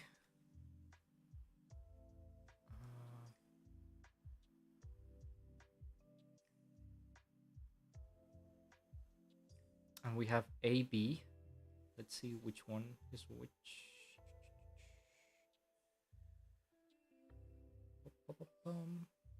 Oh. Okay, here's a tip. Um, you should make always very clear inside the camera because this is a view from the camera of the layout template. You should tell me inside of the camera which layer is which. Okay, maybe this one is B, so this should be B1 or B1, and if this is A, for example, or the foot is A1. Okay, because here I don't see any of that, so I'm a bit confused. I might have to look at your folder to understand. Cut 2, A. Okay, A seems to be the food.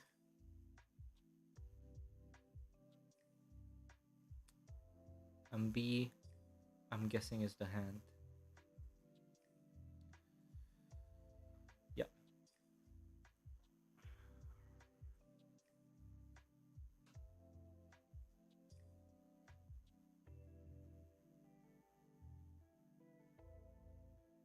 Okay, I see what's happening.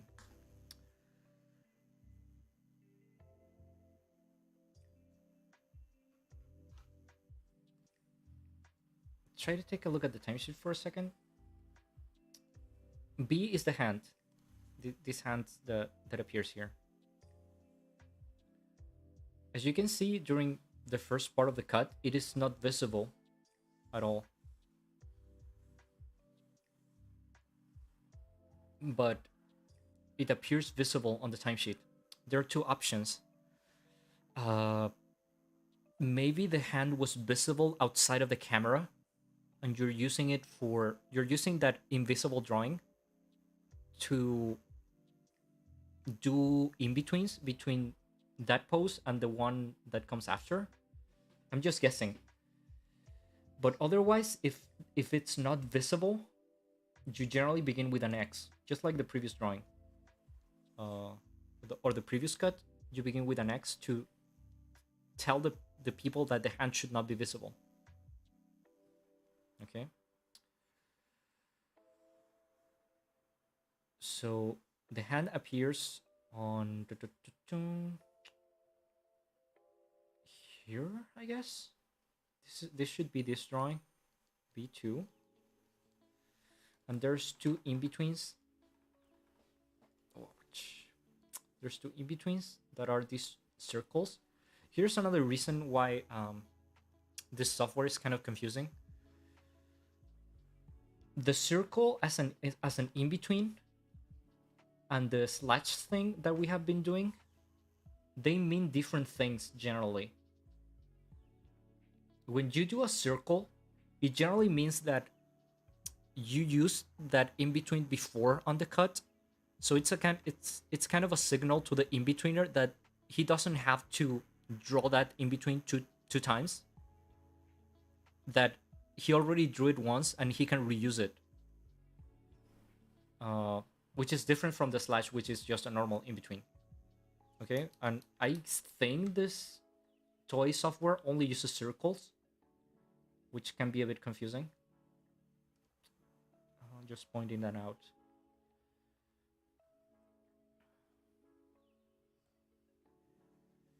Okay, here you have a kind of an interesting thing that might happen. Did you notice that the two layers collide? Like they're separated at the beginning, like hand and food, they're not touching at all. But then not only the hand goes above the food, but it also interacts with it. You see he's sinking the spoon on the soup, and then he picks up a part of it. So there's kind of a big interaction between those layers. And there's a couple of ways to do it.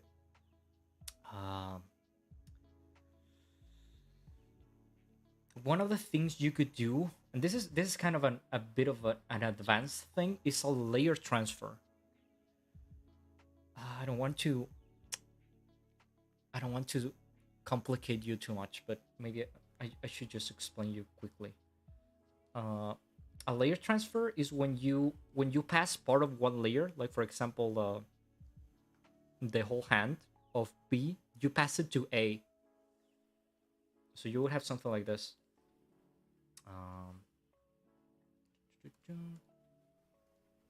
One and one. They're on different layers, right? But then we have two, and when we reach two, let's put something here. When we reach two, we want all the content of B to pass to A. So we do something like this, and then we do an arrow like this, and then if the whole content of B pass to A, then B is empty. There's no more drawings here, so we cancel it with an X, just to tell there's nothing there. You can do that, or you can pass only part of the drawings, not the whole drawings, but only part, and then you still have two different layers with drawings, but part of it passed to the first one. You see, it's kind of complicated, but it's something that you might have to do when you have this kind of interactions.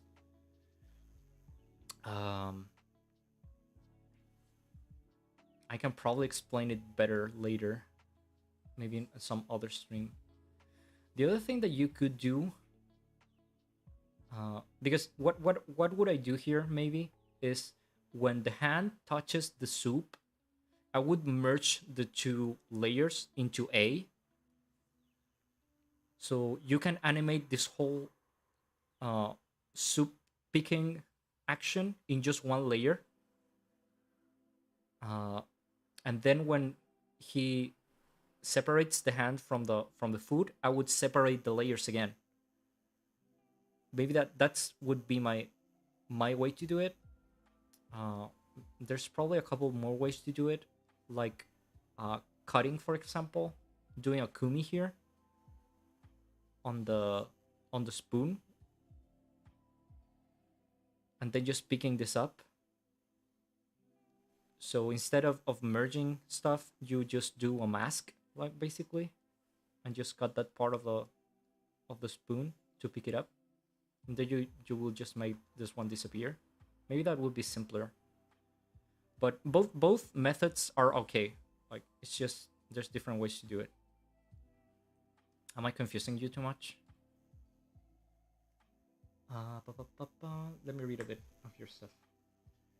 CSP, I'll switch next time. There's a timesheet for people that were recommended. Yeah, that's at the Sakuga Foundry community. We have the Tonari timesheets. You can use the timesheets that we actually use for anime, and I think those are some of the best.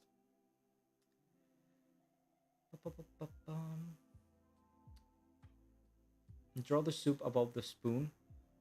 Yeah, I guess you could do a third layer. Like I said, like there's several ways to solve this. But yeah, your model is kind of in the way. Sorry about that. I'll try to move stuff better.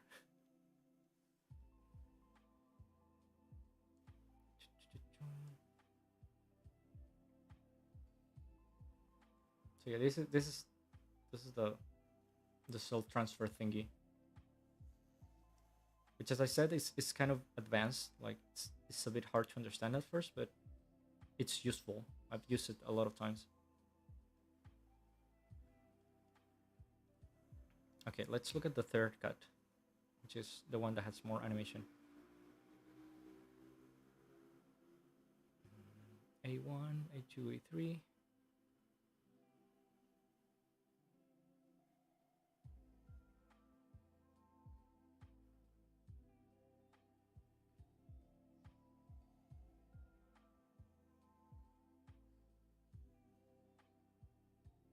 Okay, I understand what's happening. Let's look at this character first. And let's change the timesheet to the next one. 1, 2, 3, repeat. What he's basically doing here is kind of what we do for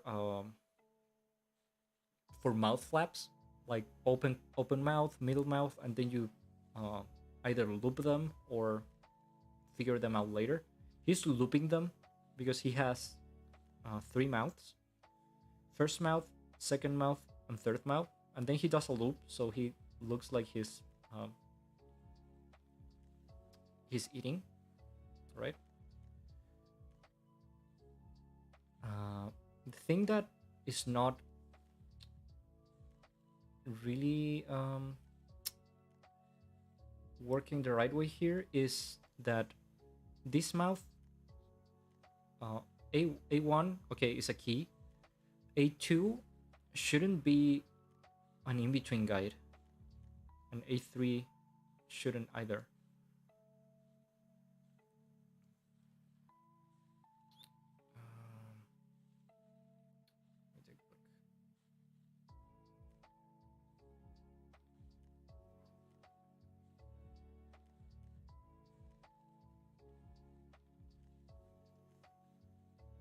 Yeah, because these are technically not in-betweens. Like A3, it's a key.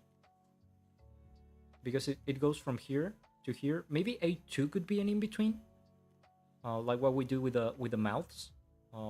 When The middle mouth is kind of an in-between. But A3 is a key. So this should be a circle, not a triangle. And here again, I'm pretty sure the toy software can do triangles and stuff, but I don't know how to do it myself, so I'll just do the circles here. And I guess this one can be an in-between guide.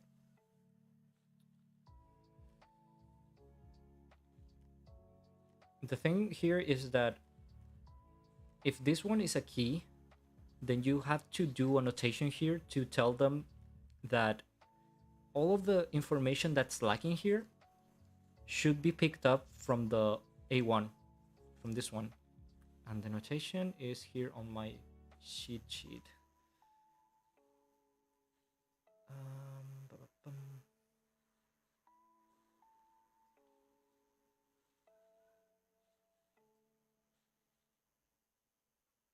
Notations.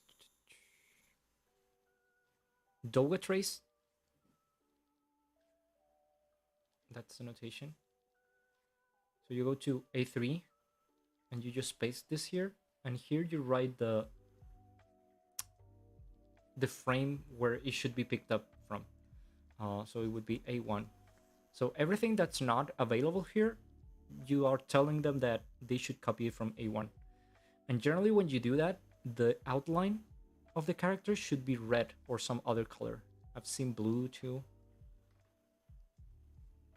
Just to signal that all of this is copied basically.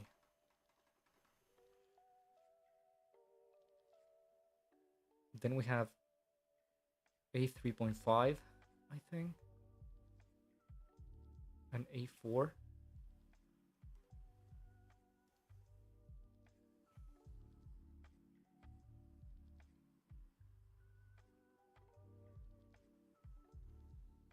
Let me take a look at the timesheet.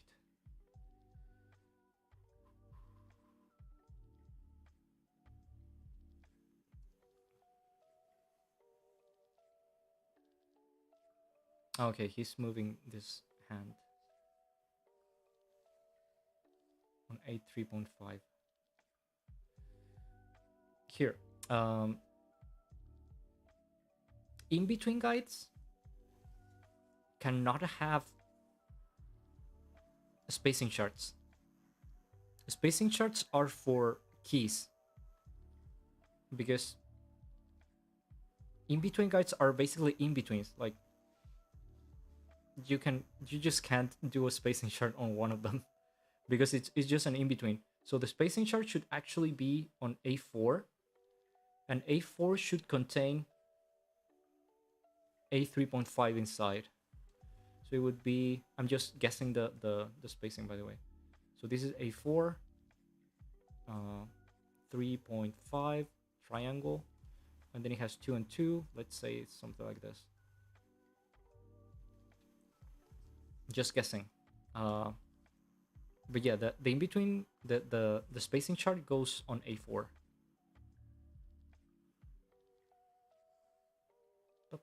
And then we have a blink, which is kind of slow.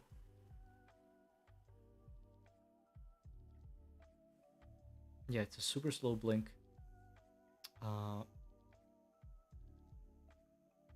I could teach you how to do blinks, but I hope it's not too distracting.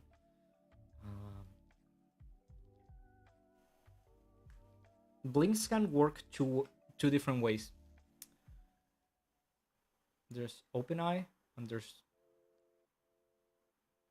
closed eye, and then open again. Right? That's basically the way we blink. And you have two options. You can do an in-between here when you're closing your eyes or when you're opening them. In my experience, these blinks are so fast that people don't really notice. If you just do a normal blink, people don't notice where the in between is. It's just too fast. Jared, for example, does the in between here when you're opening your eye again, and then from open to close, there's no in between, because he says, and he's probably right, that you open your eye slower than you close it. But as I said, I've tried both, and the difference is not really perceptible. Um, the way I do it though is, for example, this is open eye, and this is closed eye.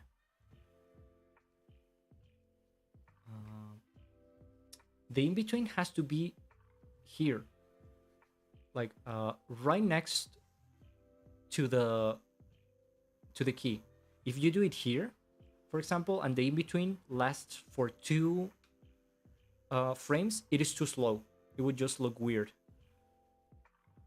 A normal blink is this fast, like open, open, open, then middle, and then right next frame is closed, and then you open it again. I think it depends how much you want to keep the eye closed. It could be just 2 frames, which I think would be okay. That's how I do blinks, and I've tried a lot of different timings and stuff. This is how it works for me. It just looks natural. Oh, and I generally do the in between here when closing. This is the way I do it. As I said, some other people do it here, but to me the difference is not really noticeable. It's not noticeable to me, so it's even less noticeable to the viewer, in my opinion. Okay, let me read a bit of your comments. Toy timesheet had actually been helpful to me. I don't doubt it. I'm just saying that the studios don't like it. So you can use it to learn. I'm pretty sure it's a good learning tool. But when you have to send animation to the studio, to whatever studio, they will give you their own timesheet. So you have to write it by hand. Okay.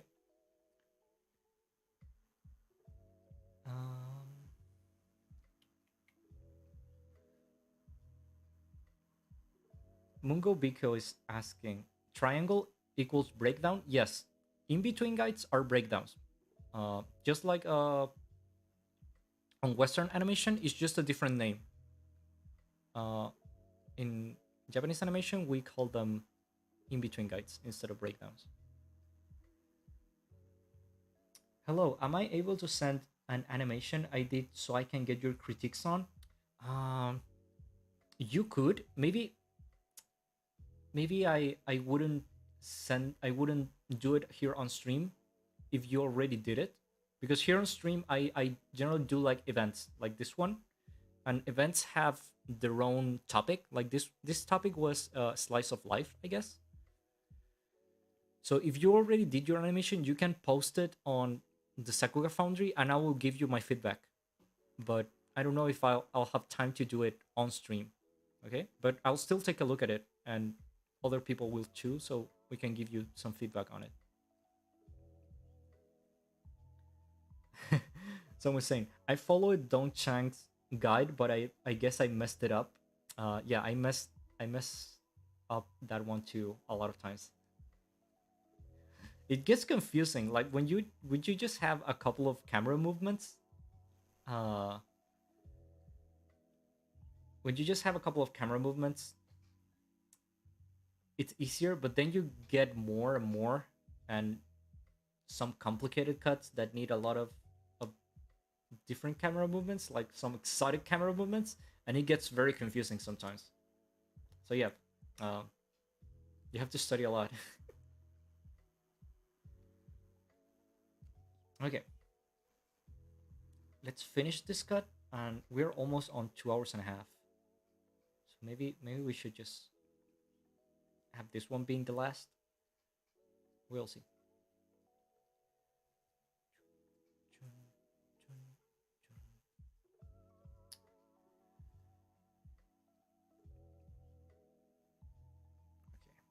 And then the other character moves. Oh, and the other one moves too.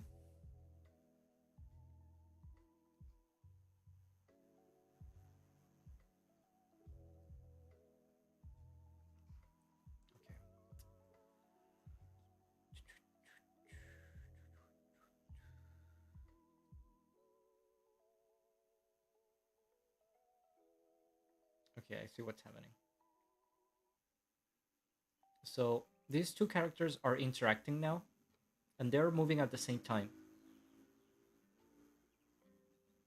So basically, they make contact here. I think the easiest way would be to just, but maybe it will look weird. Maybe the easiest way to do it so it doesn't look weird after people do cleanup and stuff would be to get the mouth of the character, like these two lines, you get them into this layer. So this layer, B, would be this whole character, the arm, the spoon, and the mouth of the character. Otherwise, the collision of the layers could look weird once it is cleaned up. I think that will work. Because if you cut the spoon here,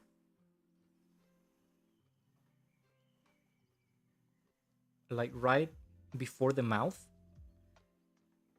getting this to match later when everything is painted will be very, very difficult, and it might look a bit noisy.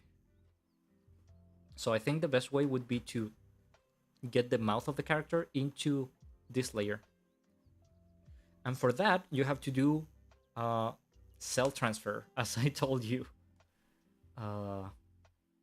Would you do something like this? Let's see what frame this is when they make contact. A6. 6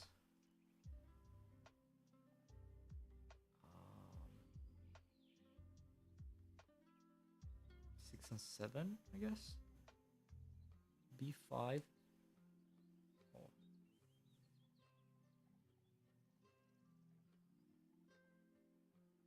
Here. So what you would do here is to do an arrow here. And this would tell the person reading your timesheet that a part of A, which in this case would be the mouth, passed to B. You don't have to specify which part. Like, they will figure it out by looking at your drawings. But that would be pretty much it. Like, you do a layer transfer, and this is basically the mouth hopping from A to B.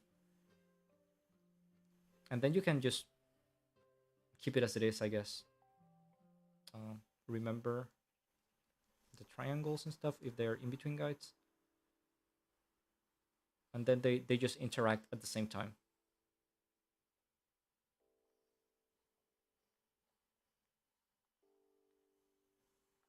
Yeah, this was kind of a complex sequence with a lot of layer interaction. One thing I could tell you, like, the drawings look pretty okay, especially this character. This arm is kind of weird. Like, maybe it is too long, or maybe she would have to turn a bit more to reach him. But the arm is kind of a, I know it's out of camera, but it looks weird. So maybe you should have to rethink that a bit. So it matches. Okay. Yeah, I think that's pretty much for this sequence. Okay, let me look at your comments for a bit.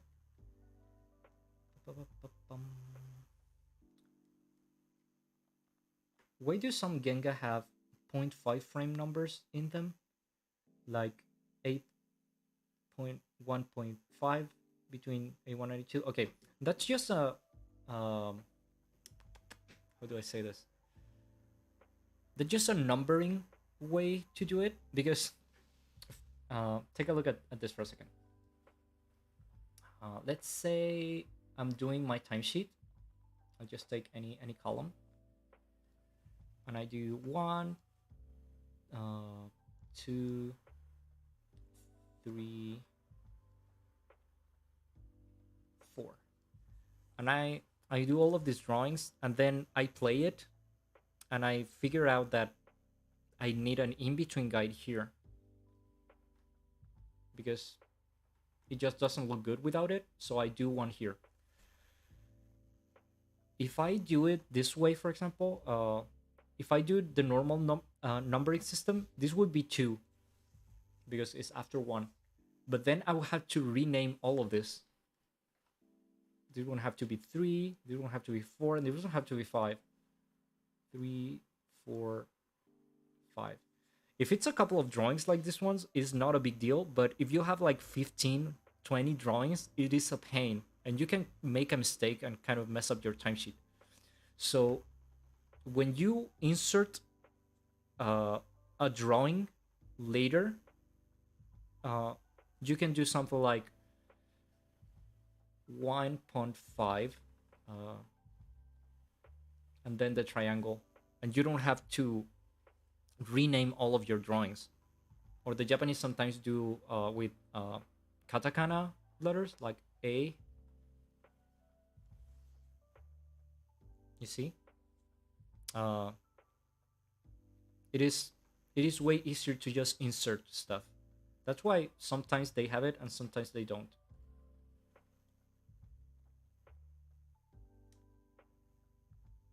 That's basically it. So I'm saying I knew the cell merging notation, but was unsure how it was written and done when I made this cut. Yeah, it's not that easy to get at first. It can get really tricky when you have a lot of layers interacting. I've done some nightmare timesheets with cell merging. I'll show it to you sometimes. Okay, we are almost on 2 hours and a half. I can do a second stream where I finish looking at this. Maybe I could do it, I don't know, tomorrow or some other day. It doesn't have to be weekly. I want to do at least one stream a week. But I want that stream to be to have a topic, because I want to teach you how to do layout, or how to draw for animation, or how to animate certain stuff. So I want to have a topic each week. We did that on the Sakuga Foundry stuff some months ago, and it worked very well. So I want to do this for YouTube too. Apart from that, we can have other streams any other day where I do stuff like this, like I catch up with critiques, or I just draw. Maybe I just want to practice drawing stuff, and I can stream it for you. That would be good. So yeah, at least one stream a week, but hopefully more. So I can share more stuff with you. So first, I'm going to get a glass of water after this, and then I can decide when we do this this other stream. Maybe tomorrow or next week. I'll let you know through Twitter. If you look at the description of the video, if I didn't mess it up, you probably have in the description you have my Twitter and you have the Tonari Animation Twitter. Follow those two, so you know when the stream is coming. Okay. And I'll try not to mess up the stream and Tonari's YouTube for the next one. I think I have it figured out, but I had a lot of trouble at the beginning. it's because I'm just not good with technology. So yeah, let's go back for a second to my billionaire apartment. Nice. If you have a couple more questions, I can answer them before you leaving, or you can tell me if the stream was nice or if it was a mess, and we can say goodbye. So I wait for a second for your comments and see if I'm not missing anything. Sorry, by the way, about the sound thing at the beginning. With the videos, like the Guru video and the other thing, I didn't know they were going to have audio, so it messed up the audio bit, but it won't happen again.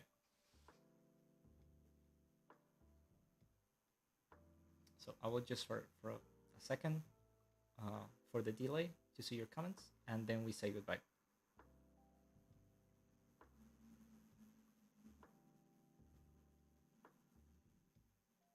Thank for the stream. Oh, it made me so happy that you guys enjoyed it, because sometimes I just talk too much. But if it was useful, I'm happy. So yeah, and we had a good viewership number. I was afraid, because especially because I messed up the link. I messed up the link, and I had to post a second link. I thought there were going to be no people, but there was a good turnaround. So I'm happy. And yeah, the people that I didn't look at your submissions, I want to take a look at them just later. So look forward to that one. Okay, I think we're done. I need a glass of water and maybe some food. So I'll see you around, guys. Thank you for coming, and I'll prepare more stuff for you in the future. Okay, see you around, guys. Bye bye.